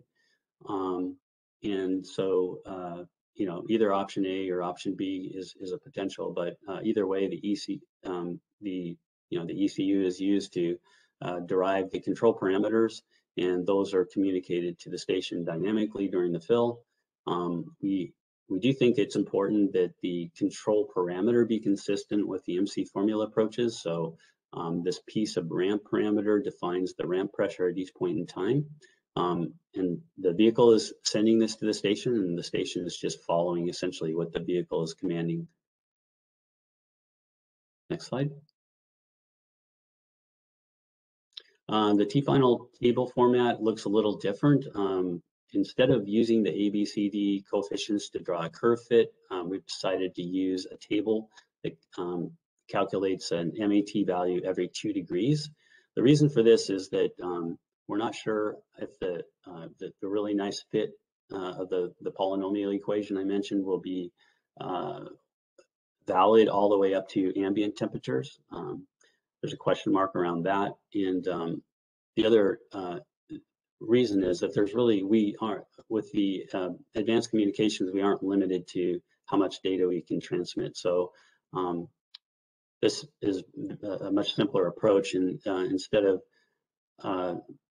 so the T final value is or the MAT control value is basically interpolated. So if I measure the MAT to be minus 31, I would interpolate between the table value at minus 32 and minus 30 to derive the correct T final. Next slide. And this slide is just kind of talking about the communication of the parameters. It's a little bit wordy, but we have not completely zoomed in or zeroed in on the final approach here. We've got a couple of options that we're considering on how and what's communicated. The first approach that we're considering is where there's an initial handshake between the vehicle and the station. The station initiates a connection pulse to measure the initial pressure, and then the station transmits to the vehicle the ambient temperature measurement and that initial pressure measurement, and then also tells the vehicle if the fueling components are warm or cold. And then based on the values that the vehicle receives from the station, it looks up the appropriate T final table. Once it's looked up the appropriate T final table, it then interpolates the T final values based on the ambient temperature. And that's done for every MAT value in the table. And then the vehicle would then transmit these T final values. It's basically a vector of values for T final versus MAT at that particular ambient temperature. The station receives these and stores them in local memory, and then proceeds to fill the vehicle with those values throughout. Another approach that we're considering is for the vehicle to communicate the full set of tables to the station after the handshake initiation step. The difficulty with this approach is that each fueling concept uses a different number of tables. And then finally, the performance-based fueling concept operates completely differently. And we're still considering what parameters need to be communicated by the station to the vehicle with this approach. But as I mentioned previously, it's likely that the control parameter will be this piece of ramp to stay consistent with the other approaches. Next slide. The other thing that we've considered is the gas temperature, what parameters need to be communicated for the different fueling concepts. Unlike the current J2799, where there's just a single gas temperature measurement that's transmitted, we think it adds value to communicate the maximum gas temperature of the CHS system, what it's capable of, and then also the high gas temperature T gas high and the low gas temperature T gas low. In a multi-tank CHSS, there's always going to be some variability in the gas temperature. In this case, these are still bulk average gas temperature measurements, but they are representing the highest temperature in the multi-tank system and the lowest temperature in the multi-tank system. And of course, for the throttle approach, we need the T-gas throttle threshold value to be communicated as well. Next slide. Summary, okay, next slide. So we've done kind of an initial comparison, kind of a qualitative assessment of these different approaches, ranking them based on these different criteria versus, fueling time under wide variety of initial conditions, and it goes from the order of the slowest would be static, T-gas initial should be relatively fast, and T-gas initial faster, T-gas throttle likely fastest, and vehicle control is essentially indeterminate or undetermined just because, it's not a defined fueling concept. Sensor position accuracy, this is where the temperature is measured in the tank. With the static approach and the T-gas initial approaches, this sensor position is not so important because at the beginning of the fill, the conditions are static. You've got pretty much a homogeneous temperature mixture in the tank. But during for the T-gas throttle, which uses the gas temperature dynamically, the sensor position is much more important. Vehicle functional safety. We are doing a risk assessment at the moment within PRIDE, so these will have more fidelity once we're done with that, but just on a high level, static might have the lower functional safety high for the initial gas temperature approaches, and higher for TGAS throttle, of course, highest for the vehicle control approach. Whether it requires bidirectional communications, there's likely almost all of them will. There is possibility that the static approach might not. Again, we're hoping this will be flushed out in the risk assessment. And then there's, of course, the number of tables that are required. That's pretty obvious based on the description before. And then the complexity of the fueling protocol development. Static is, like, again, very analogous to the J2601 approach. Currently, the other approaches have a little bit more complexity. And of course, the vehicle control would potentially be the highest. And then impact of the conservative assumptions on performance. So this is just kind of look at the remaining embedded assumptions in the protocol and the effect they have on field performance. The static, this would have the highest effect, and the TGAS throttle, we think it'll have the lowest effect. And so I think I have one more slide. So to wrap things up, again, the advanced MC formula provides a framework which accommodates a variety of options. These options include, the typical type 1 approach, the type 2, which is static data, and dynamic type 3 approaches as well. The concept here is that an OEM can choose the protocol type to use because you've got this framework which can accommodate all of them. Even within the type 3 dynamic approach, there are potentially other options or variances beyond what's the 3 that are shown here. They could potentially further improve fueling performance. And as I mentioned at the beginning, this approach facilitates future advanced designs like type 5 tanks, conformal tanks. We think the fueling performance should be excellent, especially with type 3 options. And of course, there's potential for even further refinement of these approaches to further improve fueling performance. And the final bullet is that the protocol development is relatively minimal because the MC formula control framework already exists and is being used in J2601. So that's it. Thank you very much, Steve. That was really interesting. Also, from my side, it's always interesting to see those presentations from you concerning MC formula. Okay, so let me share my screen. We will have now a 5-minute break because, people need some nicotine or caffeine to continue. You can also take a screenshot of this slide if you want to contact one of the presenters. And we will see you back in 5 minutes from now. Thank you very much.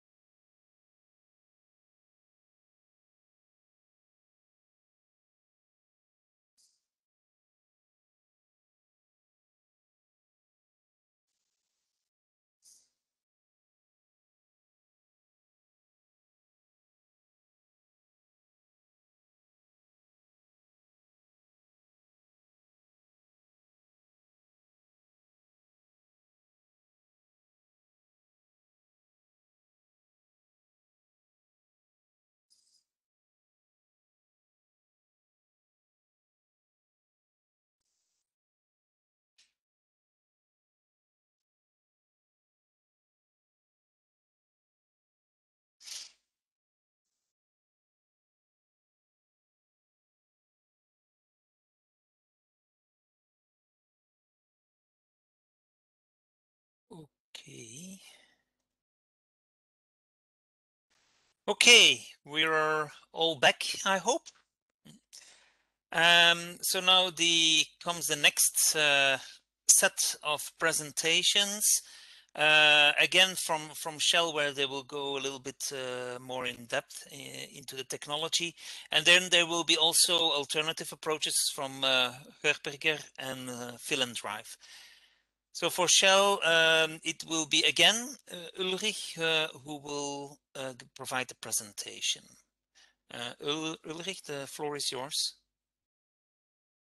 All right, thank you very much. I'll share my screen. Could you let me know real quick if everybody can see it?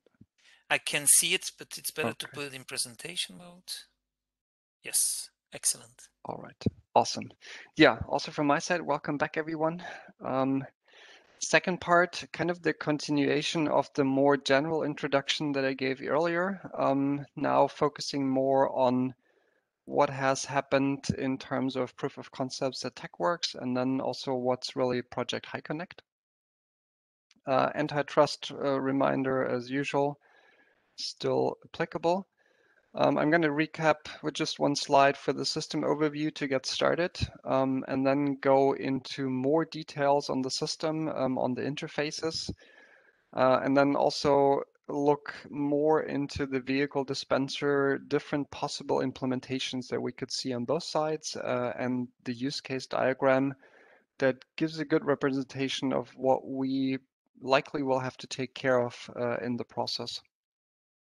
And then, as I mentioned, the TechWorks proof of concept activities, and also an overview of the Project HiConnect. This is the slide I showed earlier.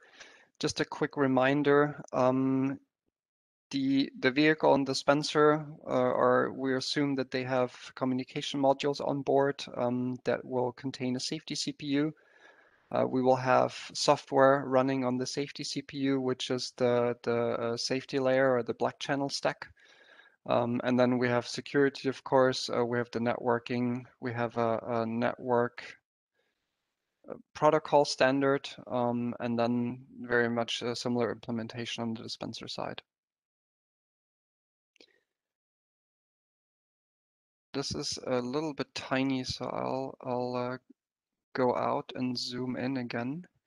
So this is a more detailed overview of the diagram that I've shown before that I would like to illustrate a little bit more of the data flow essentially from the vehicle to the dispenser. So here we have one or more tanks on the vehicle. Each of the tanks are likely going to be instrumented with different pressure, different temperature sensors potentially. Unlikely that there's going to be a valve, but it's shown here for sake of completeness. This is going to be very different from manufacturer to manufacturer. So we're going to have different tank configurations. We're going to have different instrumentations of the tank, etc., etc. Nevertheless, we will need to, if we choose to do so, read the data with a safety I/O, because we assume that those are safety critical parameters that we want to utilize later. Then we also have a memory that contains the static data. We call it static data, so there's a little bit of difference between the nomenclature that we've chosen in HiConnect and in Pride. So for me, static data is anything that does not change over time, and then dynamic data is, let's say, pressure, temperature data that changes over time. So let's call it parameters that are in the memory. Then this is where the diagram already starts to kind of like fall apart a little bit. We might have an existing compressed hydrogen storage system controller that might take some or all of these functionalities. Here I've shown basically just the safety CPU. And we take the sensor data, we read it. Of course, we need some data preparation, smoothing, averaging, whatever we do with the sensor data usually.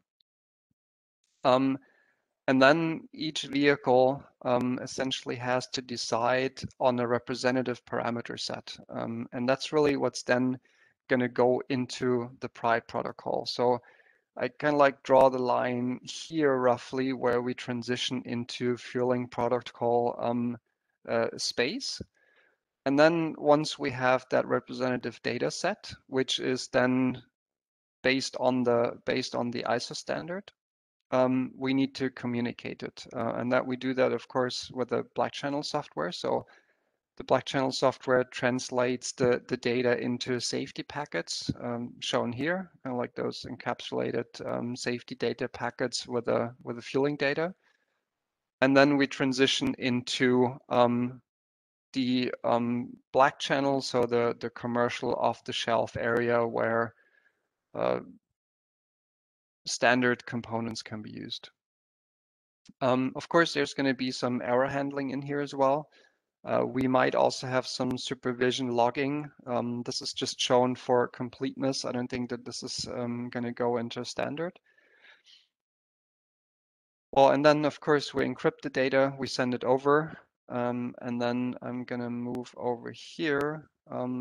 We have a slightly different implementation on the dispenser side. So what I'm showing here on the left-hand side is the dispenser.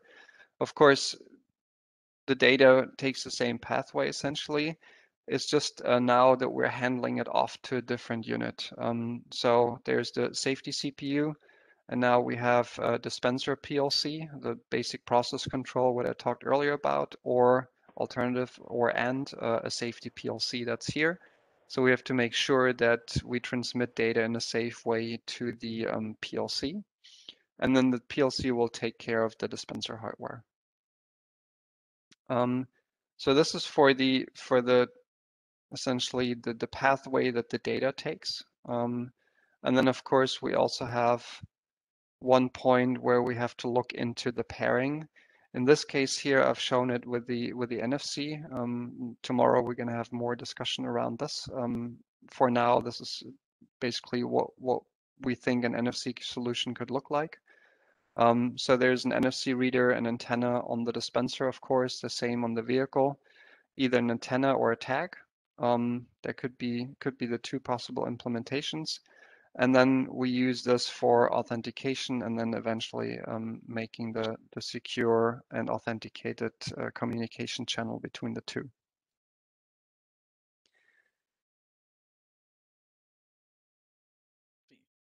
Going into the next slide, this shows the interfaces. I think from the previous slide, it's already pretty obvious that we're going to have quite a lot of interfaces. This is, let's see if I can show this in a way that everybody can read it.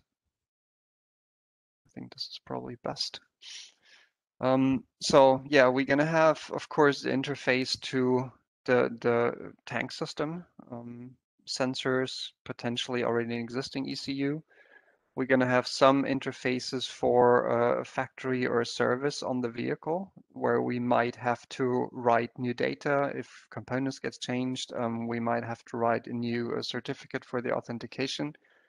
There might be an interface for the supervision logging on the vehicle side, the NFC, then the authentication, both to an external service as well as the connection between the vehicles. And then the fueling data exchange. And then on the dispenser side, as I mentioned, we might have one or two PLCs. So the standard PLC for the process control and then the safety PLC. And then the same service factory interfaces and potentially an external cloud connection for supervision, logging, data management.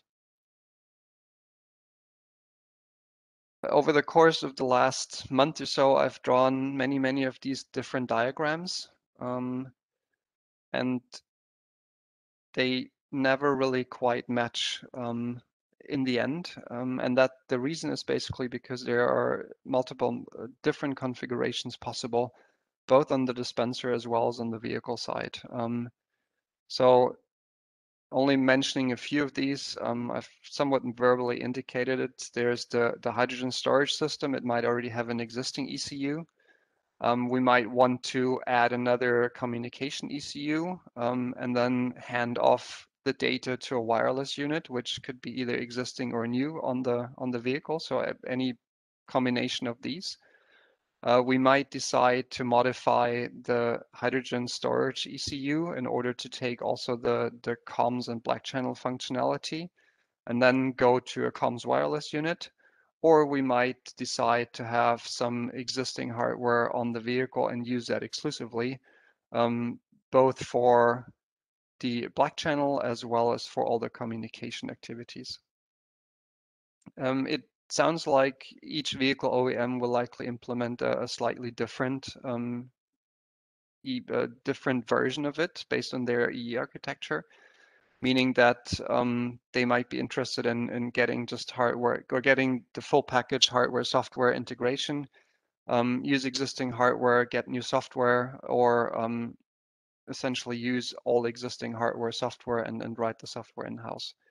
So there's quite a variety, almost a zoo of different possibilities on the vehicle side.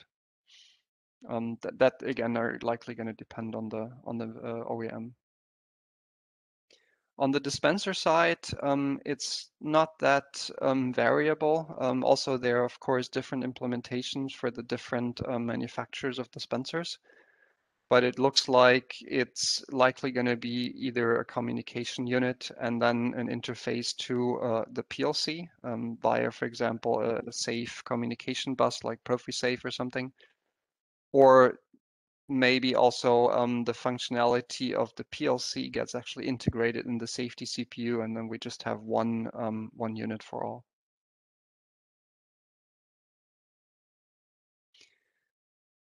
Here's a use case diagram that kind of like follows the flow a little bit, illustrates the number of different entities that are going to be involved in the data preparation.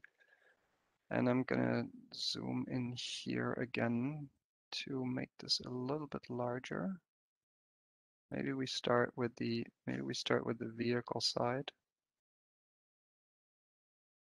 In this use case diagram, I've included the development and certification process as well. And it's a little bit unconventional for a use case diagram, but I think it illustrates what's going to happen.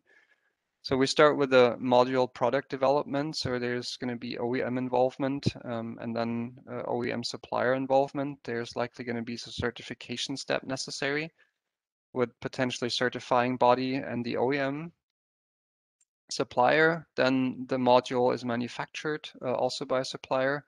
And again, we're always talking about safety certified hardware and safety certified software, sorry. Then, of course, the manufacturing of the car. So the module gets integrated into the vehicle, and then we need to write safety critical data to it. That's one step.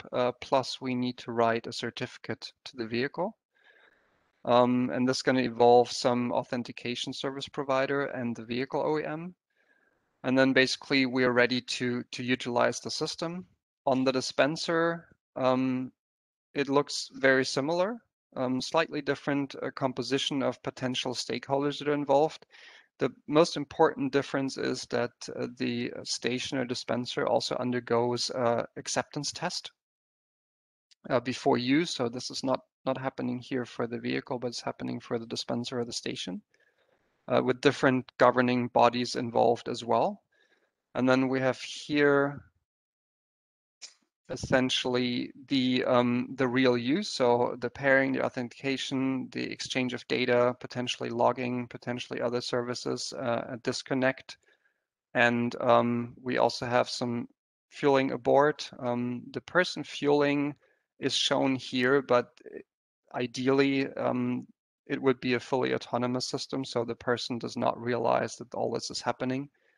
So there's no voluntary communication establishment or something by the user.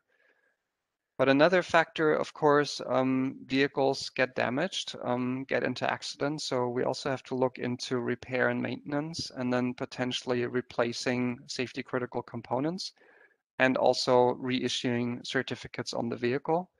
And then there's an end-of-life aspect, mostly for IT security. And the same is happening on the dispenser side as well. Go back into full screen. So that much, again, a little bit more detail for the system, but let's look at what we've done at TechWorks. We're currently working on different proof of concepts One is really hardware, software to wirelessly exchange data. We started the design of this proof of concept about 2 years ago, and the idea was really to generate learning, to put out hardware, software, do a quick turnaround designs, and then look into the crucial aspects and the crucial factors that would impact later product development. We currently are working on or with 2 different modules, one for the vehicle and one for the dispenser. We have chosen Wi-Fi for ease of implementation, but I want to kind of like make sure here that it's not a final solution. So this Wi-Fi was chosen for ease of implementation about 2 years ago when neither Pride was really further along or the industry had really a grasp of what direction one could go. So take this with a grain of salt. This is the easy way in this case.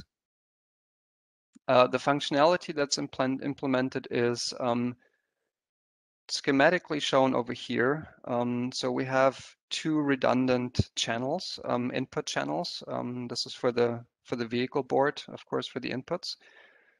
So we have a safety I/O that takes digital as well as analog values, so 0 to 5 volts for the pressure sensor, and then we also have a means of reading RTD temperature sensors plus digital inputs on 2 redundant channels, as mentioned. Then it goes into a safety CPU. In this case here, we've chosen a Texas Instrument Hercules.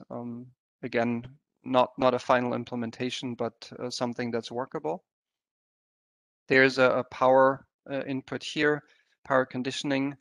Then we have a MAC address chip, a switch on here, and then basically this goes to the Wi-Fi module and then to the external antenna.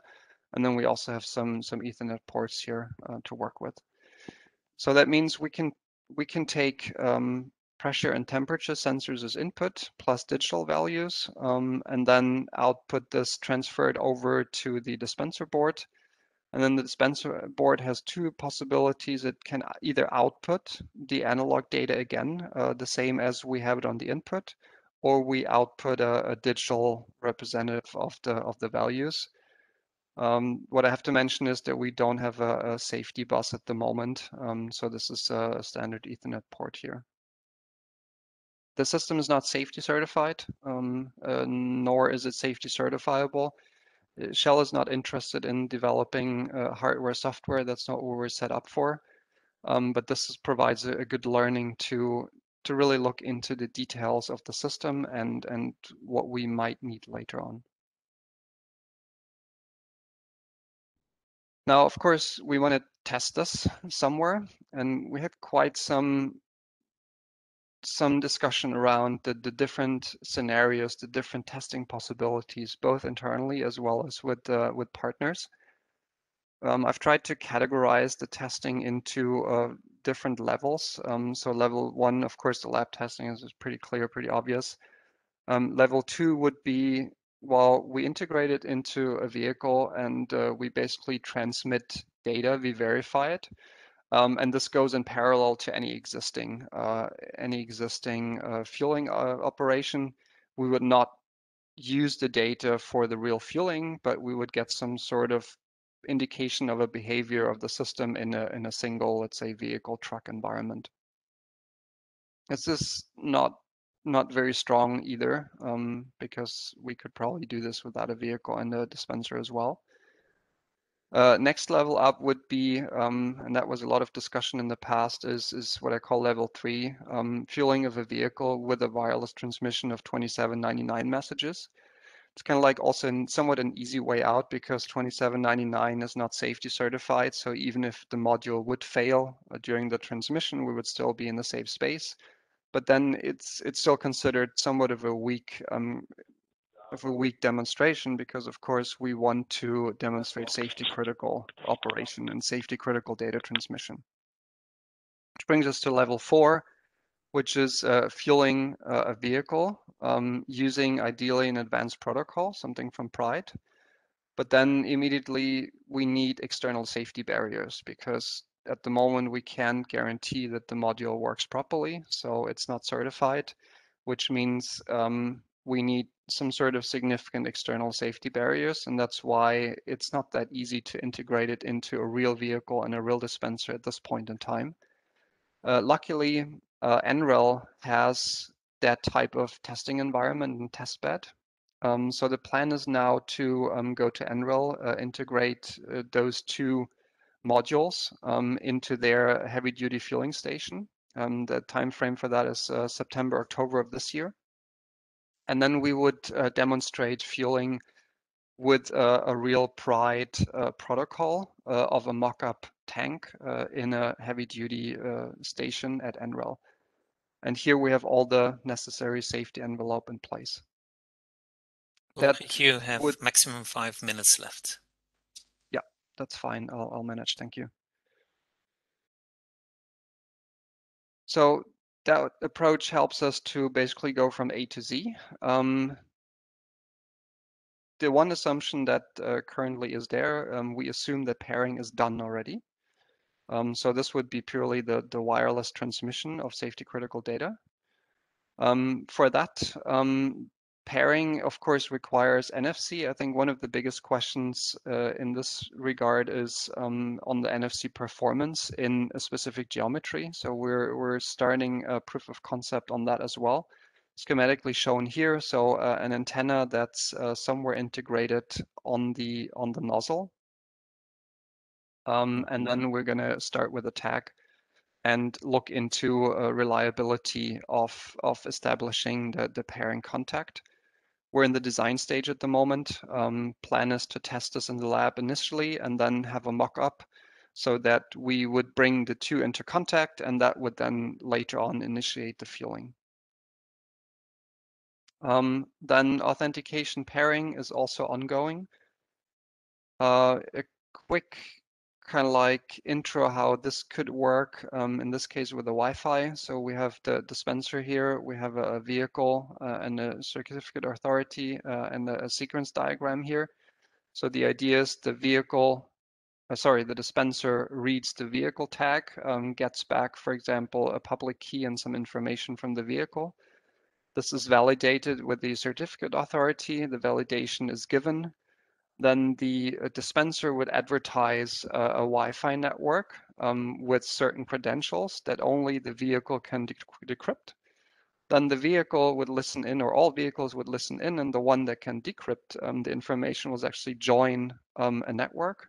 And then basically the two have this data channel for communication of the data available. Project HyConnect.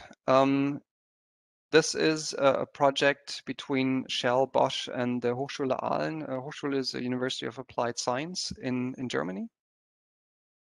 For those of you that have seen earlier presentations, we originally had applied for public funding. There was some unfortunate delay in that, so Shell and Bosch decided to fund the project by their own. We will look into requirements, into developing a concept, including the safety analysis. And then there will also be those pre-normative activities that go along with the later standardization in ISO.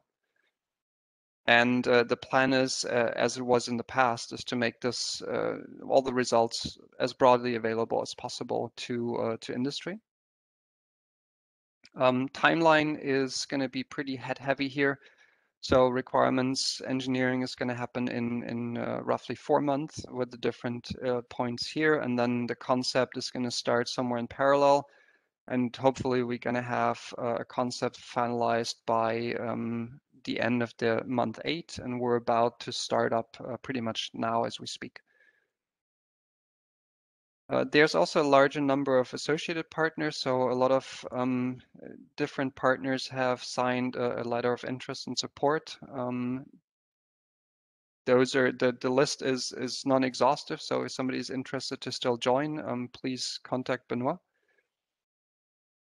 And we will very much work within this group of industry representatives and also with the industry in general to really collect the status. I think that's an ongoing discussion at the moment. That's why we have this workshop, and then also look into requirements. That's what we're going to discuss about tomorrow, and also discuss potential use cases and have workshops around the topic. All right, this is it from my side. Thank you very much. And I'm very much looking forward also to the participation in the discussion tomorrow. Thank you very much, Ulrich. Well appreciated, and also to stay within the time. Now we will go to the next presentation from Herberger, and Jochen will present this. Jochen, I think you are muted. Yours, yes. Oh, no. Yes, it's okay now. And then I need. So you can click on share, and then you can share one of your screens. Yep. Okay. Thank you. Do you see anything? Yes. Absolutely. It is very clear. Okay. So many thanks for the possibility to present our ideas on self-refueling communication here in that workshop. I will. What happened? You cannot switch to the next slide? No, I have a problem. I can't switch to. Oh, yeah, now, yes. Now, some short words to the Herberger Group. We are a 1 billion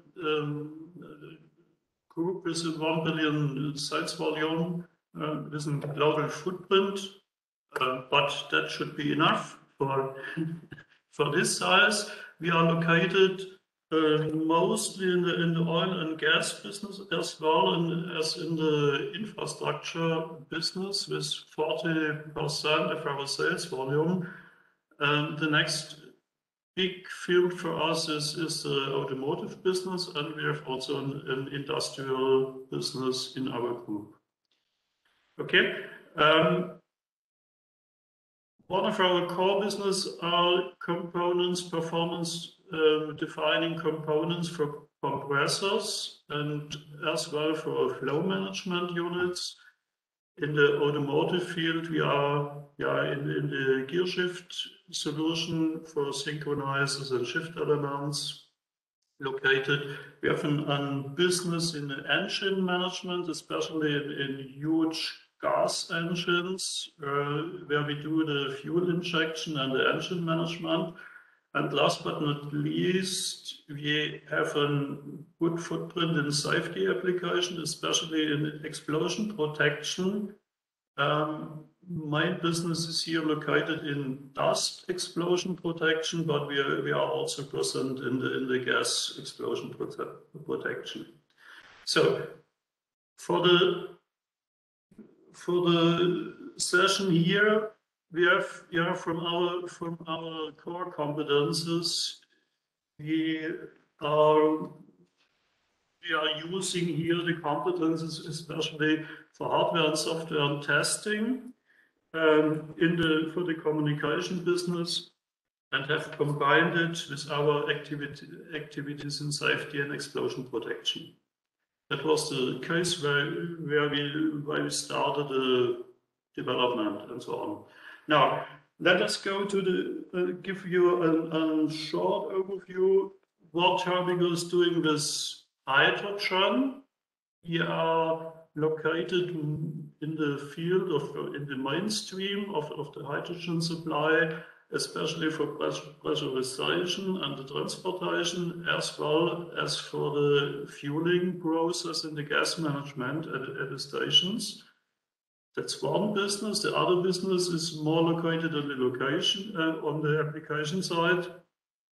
In this case, the injection of hydrogen for mobile devices, or the recirculation of hydrogen in fuel cell applications.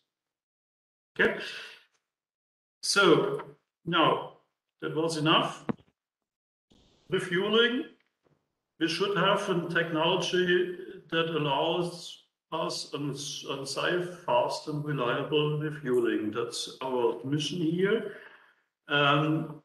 What we need here is to fulfill in a good way and reliable communication for the refueling elements here, and to handle as well the aspects for explosion protection and here the safety, functional safety critical applications.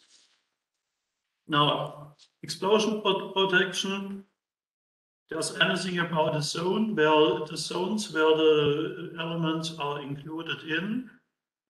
The most critical zone, zone 0, is in principle an application which works directly in the explosive atmosphere. We don't have it here for that products, but our products here are located in zone 1, where all the time could be an explosion atmosphere be located, and you have it especially at a nozzle and receptacle side, and in this area we need a communication element, and we are as well located in zone 2 behind the chassis, or where we locate our control units for that elements. Okay, so how you came to the specification, you need here an hazardous analysis, and then at the end you will see which zone is which zone have to fulfill with the product. So the market requirements we have for that technology are that the transmitter is located in zone 1 and the control unit in zone 2, and how to implement or how to fulfill such a product is that you have to limitize the electrical power in the element as good as possible. In our case, we choose here intrinsically safe design. That means that the internal electrical power is so deep that we can't ignite an explosion out of our elements here. If that isn't possible, you need an expensive pressurized housing around it, but we don't need it here in that application. So that's led us to our first and today to our standard solution, an RDI element for the vehicle side. We've developed it for the car industry especially, and it's a fully compliant element to SAE standards, infrared based. But yeah, from that side it's a good product, but we thought a little bit a step forward, and the key question for us was, is the RDI technology, do it fulfill really the aspects of safety? And we hear that now today from some of the partners now that's not possible to go into a safety solution with RDI. So what does safety mean? Minimizing risk for life and limb, that's okay, but safety have an addition effect here, because you have to fulfill it even if an error if there's an error in the system or a misuse of the user. You must be guaranteed that the system is as well safe if such a case occurs. So for a safety system, you need as well a risk analysis. You have to know any of the risks you have to handle. You have to check the likelihood of somebody staying in the area. If it could, if there could be a damage or for that. And then you have to check the chance of a person in such a critical area to stop the danger. And last but not least, you have to check the probability. Is it a real case or is it a case which happens any 1,000 years and so on? And out of this calculation, you get a clear a clear requirement which seal level you need. In our case here, we have to realize an seal level 2 for the station communication. And for the car side, for the vehicle side, we need an SLB certification. It's the complementary side for the automotive. But for the product, we have some difference here because the seal certification is an industrial standard, and the ASIL is the automotive standard here. So now, how can you build up unsafe product? The easiest way is that you use only checked and safe elements, and then it's easy to build an unsafe standard, but it's as well the most expensive way. Therefore, for us, it's as well clear that we have to realize it is with a lag channel solution. That means that we build up a closed loop control over any of the components here we have in the model here in the bridge, and then it's enough to check only the input or the output parts here in point A or point B, and then you can guarantee that anything is safe. So now, what's the approach for the product? On one side, you have a functional path. In that picture here, the truck should be able to drive from point A to point B. That's the functional part. But for a safety product, you need as well a safety path here. And that means that you need a possibility to monitor and to check all the time if there's a truck on the bridge, how high is the speed, do we drive in the right direction, and so on and so on. So for our application here, we have to, on the functional side, we have to fulfill the data management from point A to point B, from nozzle side to, from the receptacle side to the nozzle side. And on the safety path, we have to ensure that we have an uninterrupted communication without any misleading information from outside. So, for the communication architecture, you see as well the two functionality, the two paths here. The blue one is the functional path, the red one is the safety path.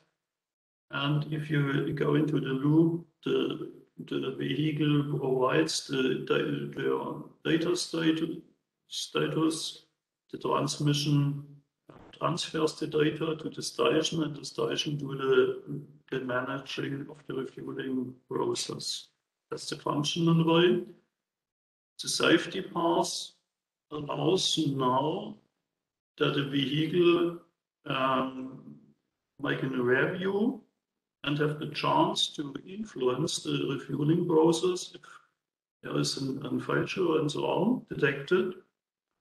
The transmission is closed loop checked if if we have an uninterrupted transmission all the time. Otherwise, you get a failure here. And at the end of the day, the station can be sure that any information they need for the management are reliable and as well secure.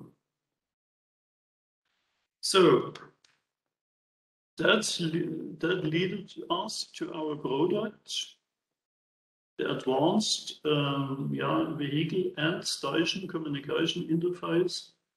We've realized it with an oriented, well-oriented near-field communication. We need here, we took here an NFC communication. It's not only for the identification, we need it as well, or use it as well for the data communication. We have a bidirectional communication. We've realized a clear peer-to-peer communication between any of the elements in the path here. We've realized the ATEX and the safety certification and as well the black channel technology. So the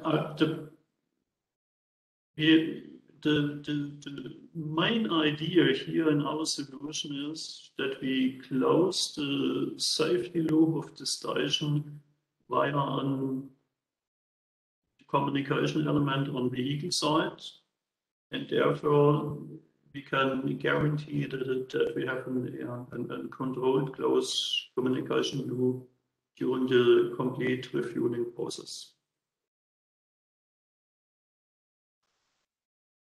Now, I think the added value is clear here. We get much more improvement of reliability in, it's much more higher than for the RDI technology. We get freedom in operation because we have an on-time monitored system for functionality, for components, and as well for the usage. And last but not least, we give each participant the chance to interact here, because in the SAE standard, the car don't have a chance to interact if it sees a problem during the fueling process. And in this case here, with the bidirectional communication, it's clear that as well the car can stop the fueling or control the refueling, because the technology is involved here. So we have as well some questions here, because the technology allows the data transfer from the car to the station and backwards.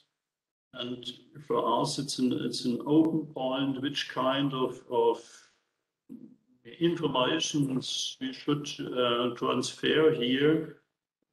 As well on the functional side, there are most of the things are clear, but in the safety area or the general information flow, we hope to get some more information what's going on here and what's necessary.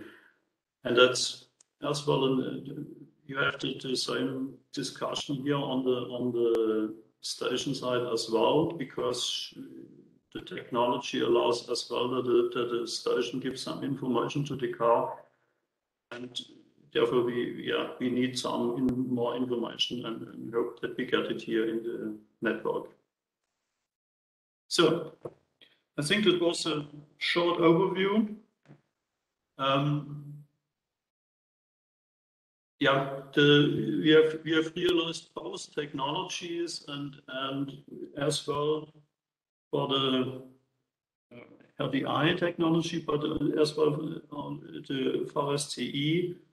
We have realized it in some pilot projects with partners, and we are sure that the technology, the base of the technology works very well. Okay. Thank you very much, Jochen. It's nice to see that there are already companies working on this, and for sure Herberger is one of them. And another one which has already system implemented, I think, is Fill and Drive. But Laurent Rouvet is going to explain a little bit more about that.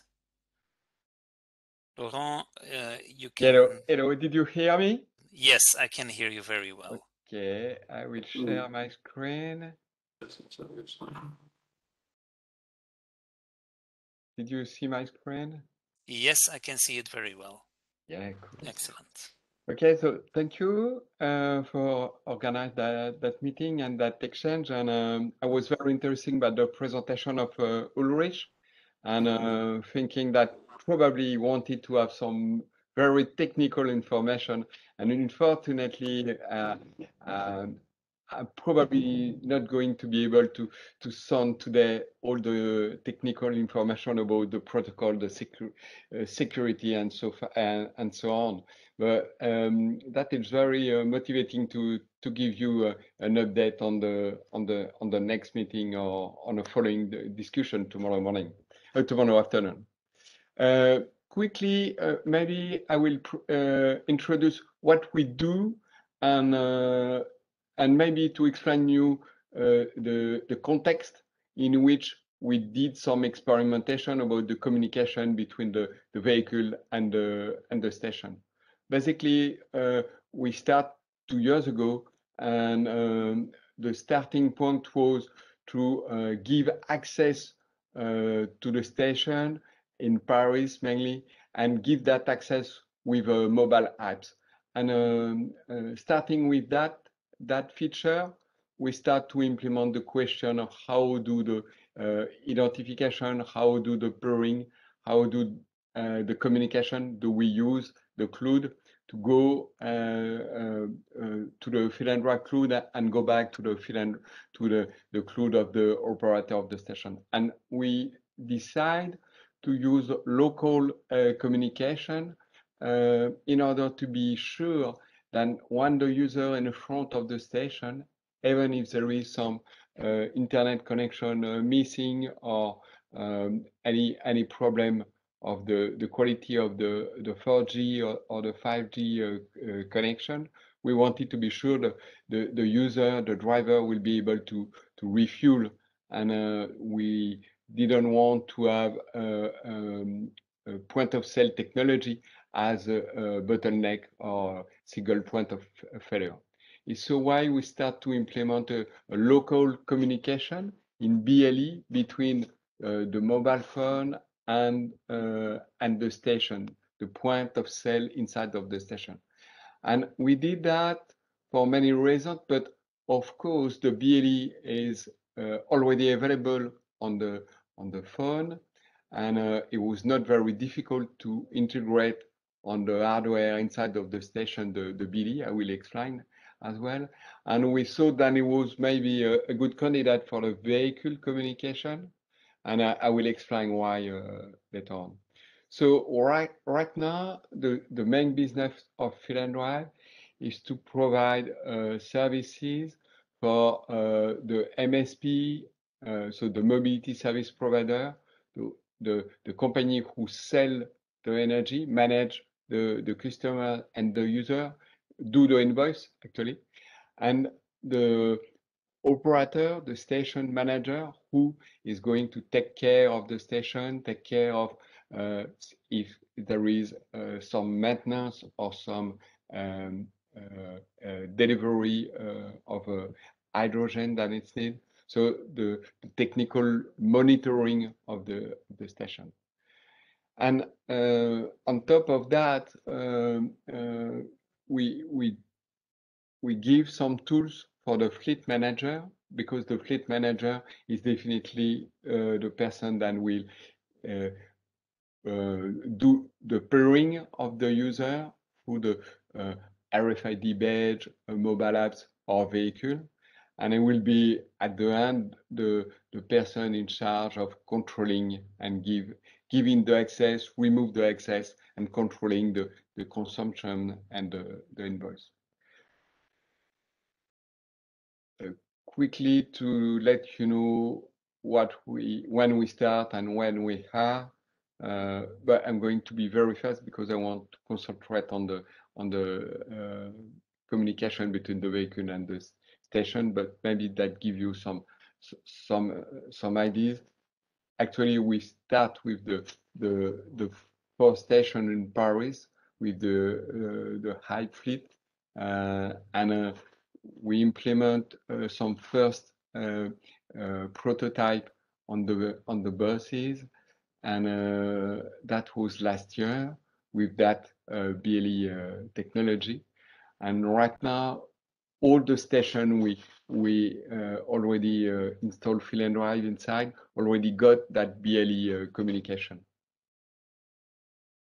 So as I said previously, the main business for us is the mobility service provider, and as we see the vehicle manufacturer as mainly a partners, and the station manufacturer as well a partner. So we already work with both of them and give the ability to provide technology to be installed inside of the station as a mainly point of sale, and the technology for the vehicle manufacturer. Actually, what we do is definitely an experimentation, but we already developed some hardware to provide that experimentation. Okay, so that slide is mainly presenting the Fill and Drive solution. So I'm going to be very fast because it's not the main focus of the presentation of today. So the application is the part we are going to talk about it. There is a lot of tools about monitoring the station, as I said, and it's the same. And of course, we do the business around the invoicing and this kind of need for customer. To give some little more information about the technology we integrated, again, the main focus is how we integrate a digital point of sale inside of the station.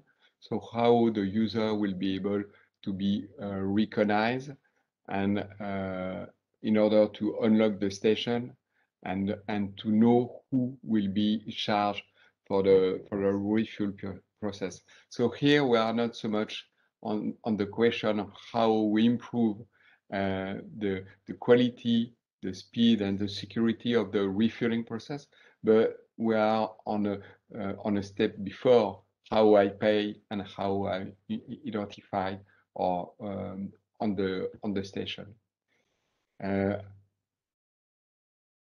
In Europe, main of the fleet are definitely B2B, so we don't have so much question about how I pay with my credit card, and we just remove, we don't forget that question, and all the Fill and Drive solution is concentrated on identified a user which has been authorized by a fleet manager and be appear previously to came to the station, and the question of the payment by credit card could be quite easily contoured or resolved by paying by credit card with web payment, as you do with Uber or this kind of services through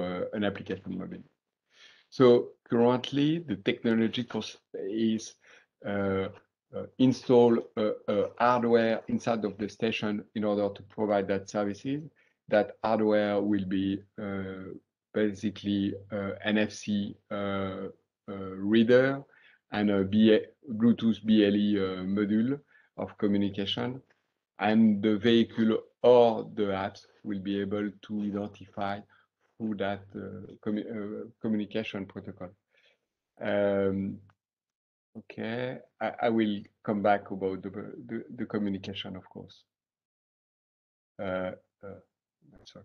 Okay, that is an architecture of the Fill and Drive global solution, where I don't think we care so much about the cloud part, so I'm going to pass. Okay. Why we did and we work on that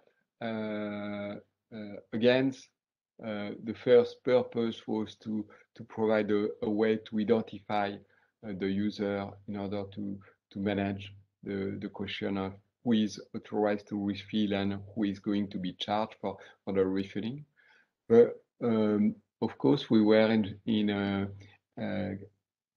we know well the communication infrared, which is inside of a light vehicle, the G2799. We know that that communication protocol is very important to improve the speed, the SOC of the refilling, and also the security in which the vehicle is able to ask the station to stop. And anyway, it's something important. So we thought from the beginning that the communication between the vehicle and the station is obvious. In that new world, is definitely mandatory, and it could give two services. One services which will be identified as we did for 2 years now, the user and the vehicle. Identify in some station we have a fence or gate in front of the station. So as soon the vehicle arrives, we want to open the door very easily. So just by the vehicle will be close to the gate identification, and we want the vehicle as soon as close to the dispenser, and if it's authorized, then it could unlock the station and create a very easy and very fast experience for the driver. So that is the first part. But of course, if there is that modern communication system between the vehicle and the station, we start to thought that it would be very useful to have that communication channel used for the information that it's currently sent through the infrared with the G2799. We know because Air Liquide and many operators make some complaint. The infrared give them several critiques we can go through, and we can imagine that it was a very good idea 20 years ago, but it look that there is many more solutions. So if we look the possibility that we find already on the market, if you look at the heavy duty, there is no protocol which is part of the normalization. So of course, some of them use the infrared solution, like Caetano, for example.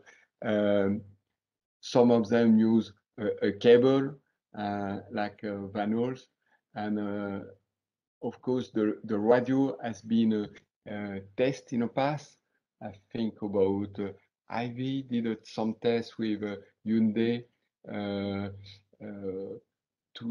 4 years ago, and but at that time they managed with Wi-Fi to demonstrate that it's definitely possible, and there is many advantage to use the Wi-Fi to communicate with the G2799, but they didn't manage to take care about the localization question, and so that means that demonstration was useful in a sample station with one dispenser, but as soon you imagine a normal station with several dispensers, we definitely need to know on which line your buses or truck is parked, and on which dispenser is going to be refilled. So currently, 2 years ago, we didn't find a solution on the market, and we we carry on with the idea to implement and to test the BLE as a complete solution for identification, but also as an alternative to the infrared with the G2799. And recently we heard about the project of PRIDE, and we understood that at some stage, some new protocol, and there is also, as said Ulrich, the working group in ISO, the TC197 and the working group 24, who work on that new refuel protocol. And obviously, at that time, we may have some new technology to implement on the BLE or on some other solution. To summarize the advantage of the BLE, it's very easy to use the encryption.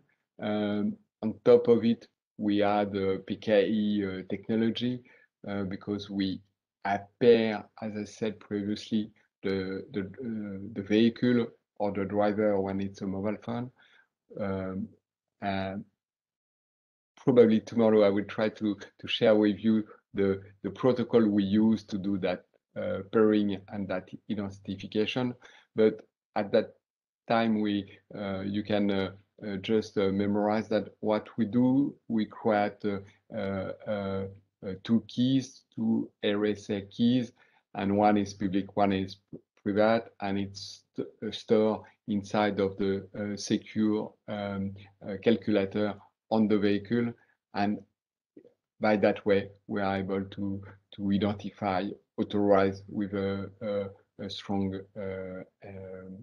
confident, and of course also to add a security encryption. There was a lot of question about the safety level of the infrared.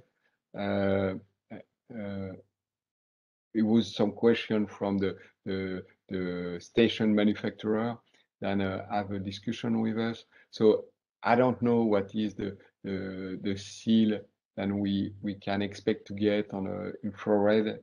It's depending of many parameters, but the publication on the and the research about seal and BLE in the industrial environment give a seal level between 2 and 3 depending of several configurations. So anyway, that seems to be enough to implement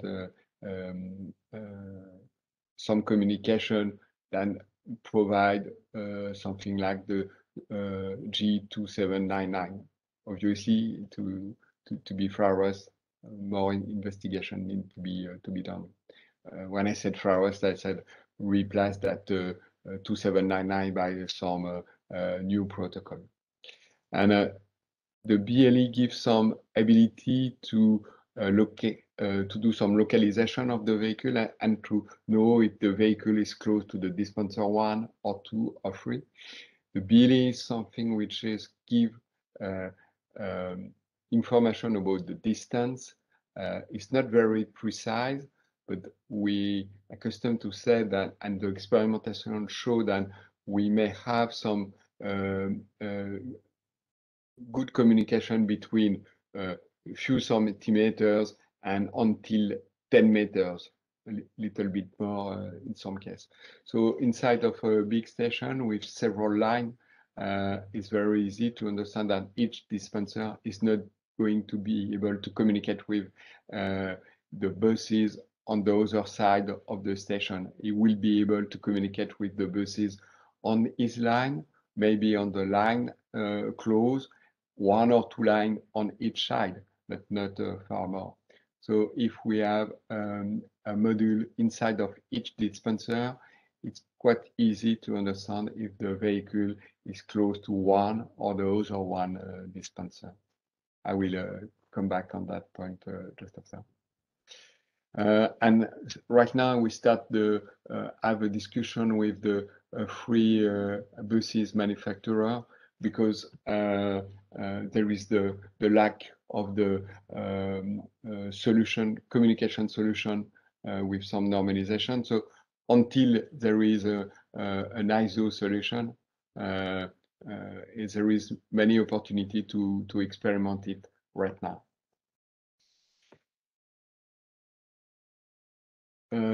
Quickly, because the time is not waiting for me.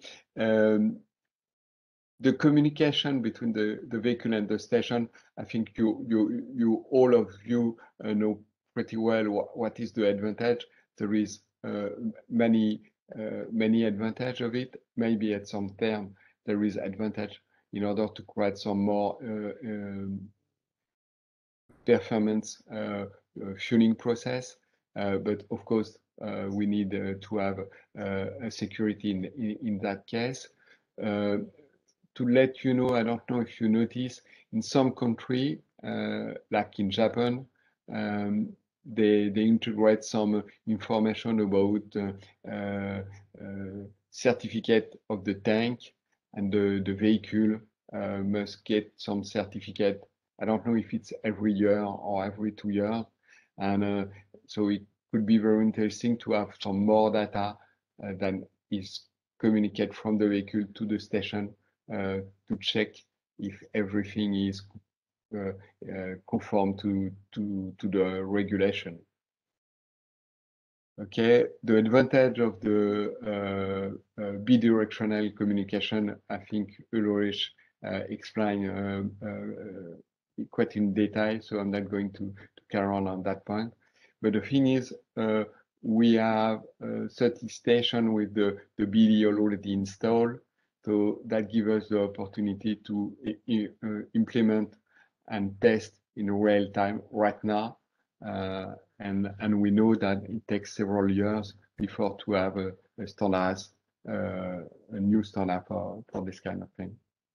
And also because we speak about software program that is going to implement that communication on both sides. It's very easy to have several versions, to have several experimentation, and we'll take that advantage. Again, I don't think it makes so much interest from you to compare the advantage and the disadvantage of the infrared. I think you all know about it. So I pass. So again, what we did until now for the last year mainly, we implement G2799 over BLE, and we try to add some more additional feature. Of course, BLE gives us natively the bidirectionality, so we got the ability to identify and to have encryption communication, and to know from each side if there is some missing or some error of the communication of the system.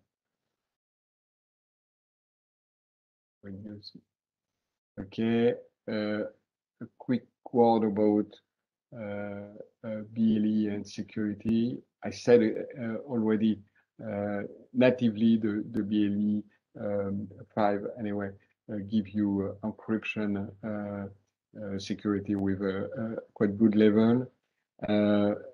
Again, from the version 5, there is a error mechanism detection and correction, which is quite new and very strong, and that will give some advantage in order to reduce the latency, because usually with the radio communication protocol, when there is some error, we ask the packet, as said Ulrich, to be resent, but this kind of protocol allow in some case to fix the problem without need of a retransmission of the information. So it gives a better resilience, but also a better latency. And as I said, we use RSA PKI to do the identification.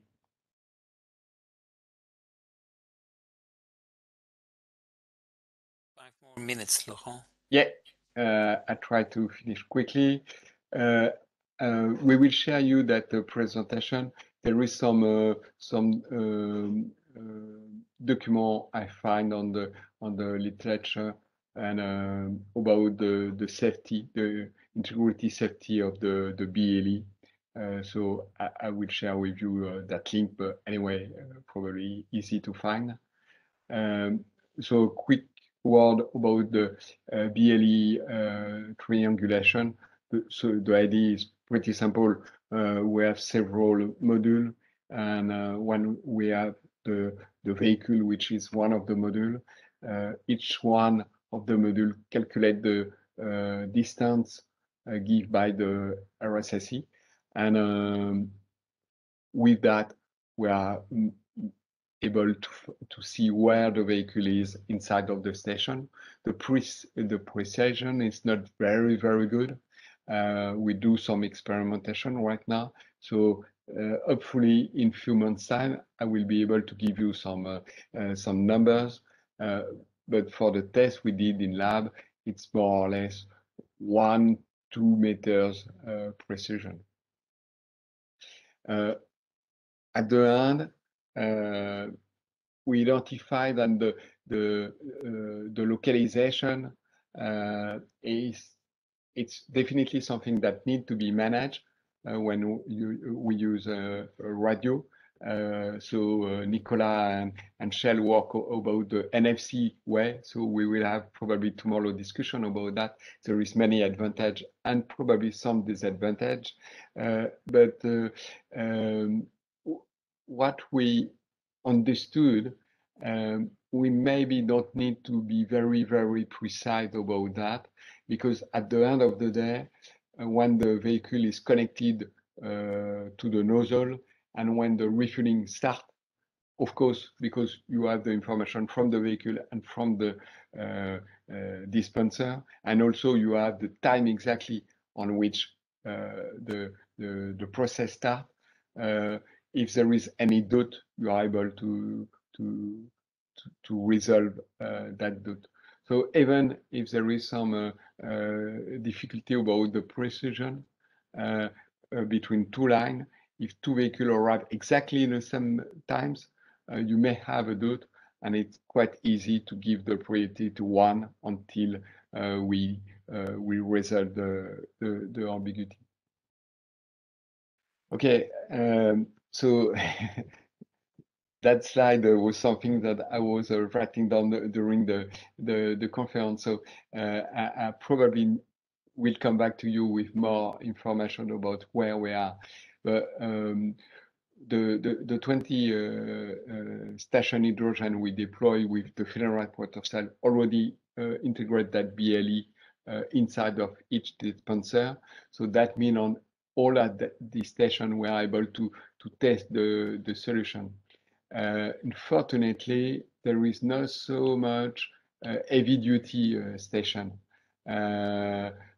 Actually, there is the one in Les Loges of Air Liquide, but unfortunately, it was the first installed by Fehlenride, and it's not yet installed with that BLE module. Hopefully, it will be done before the end of the year. And that is a good news, because there is already some buses with the technology we develop. Also, we have a station in Auxerre. Hopefully, it will be open in October, and that one got access for the buses. So hopefully, we will be able to have a real experimentation and give you back some numbers and some result of that experimentation. And there is a quite huge station plan in Dijon. Again, it will be Fehlenride inside of each dispenser. And the name of the company for the buses, I think it's not Shoes. There is a call which is not finished yet. But anyway, all of the buses company will provide the buses with the Finland Drive experimentation project, and that could be able to give us a lot of good numbers and a lot of good feedback about that experimentation, because here we were speaking about 4 dispenser for buses and or heavy duty anyway, and 1 for light duty in 700 bars. And last, as you understood, we start with the BLE. One of the reasons was because we wanted to have something already available inside of the mobile phone. And Apple and Samsung give some announce a few months ago. They are going to support another radio protocol which called ultra wideband, and that is quite interesting because actually Apple and Samsung implement that new protocol on with BLE as well, because currently they use, both of them use a lot of BLE to do local indoor localization with the same technology than what we present here. But in order to have more precision, to have something very precise with something like 10 or 20 centimeters of precision, they implement that kind of radio protocol, and that radio protocol give very a better precision in order to do local identification. And so it's probably very easy for us to add that in part of the experimentation, maybe in addition of the BLE, maybe as an alternative to the BLE, and see if that precision is useful at some point or not. Laurent, it's already it's past finished, 6 o'clock. Finished for today. Excellent. Thank you very much, Laurent. Thank you very much.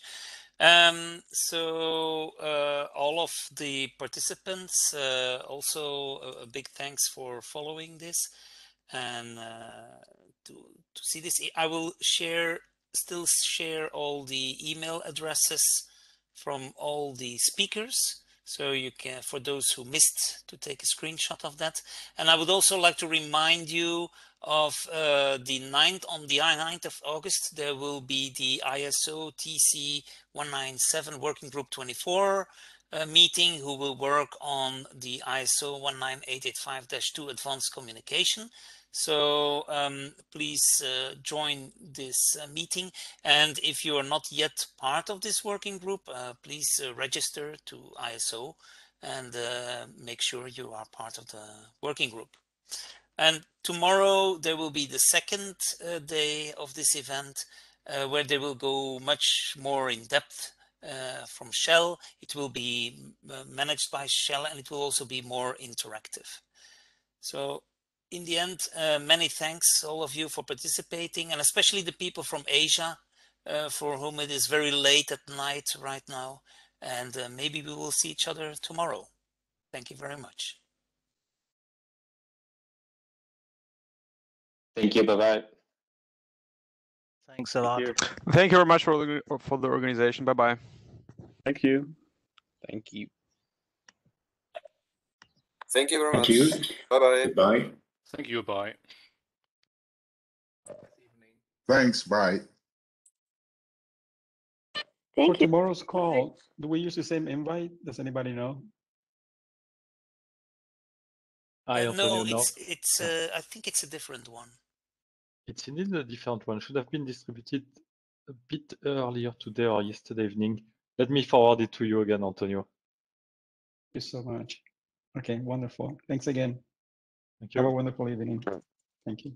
Bye, everyone. Bye. So, Carsten, will you take care on the new link? Do you want to participate?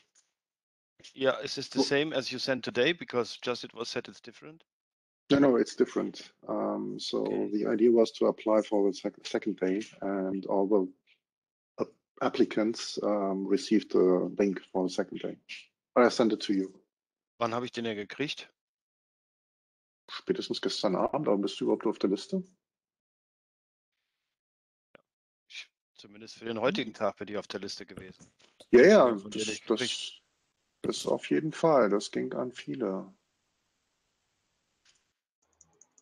Carsten, das ist ein Abgleich machen mit den heutigen Participants. Ich will jetzt keine Unruhe stiften, aber... Nein, alles gut. Du bist nicht auf der Liste, weil ich keine Nachricht dazu bekommen habe. Ich schicke sie dir, ist kein Problem. Ja, super, danke. Ich weiß nicht, ob ich die ganze Zeit schaffe, aber zumindest ist denn auf der Liste auch der Kiyoshi Handa, der jetzt die ganze Zeit eingewählt war? Er ist drauf, ich nicht? Das kann ja wohl nicht sein. Ich habe die genommen, die mich angemeldet haben.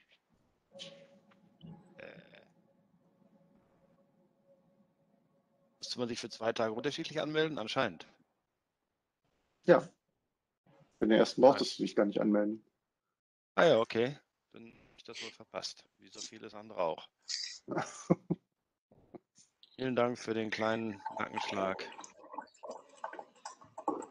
Tut mir leid, das war jetzt keine Absicht. Der Frank Schreberl ist auch noch da. Gut. Ja, es sind noch einige. Es ist alles in Ordnung. Wieder hören. Die sind alle eingeschlafen. Entschuldigung. Also ich bin dann jetzt weg. Ich würde mich freuen. Schön, Thomas. Schönen Feierabend. Bis dann.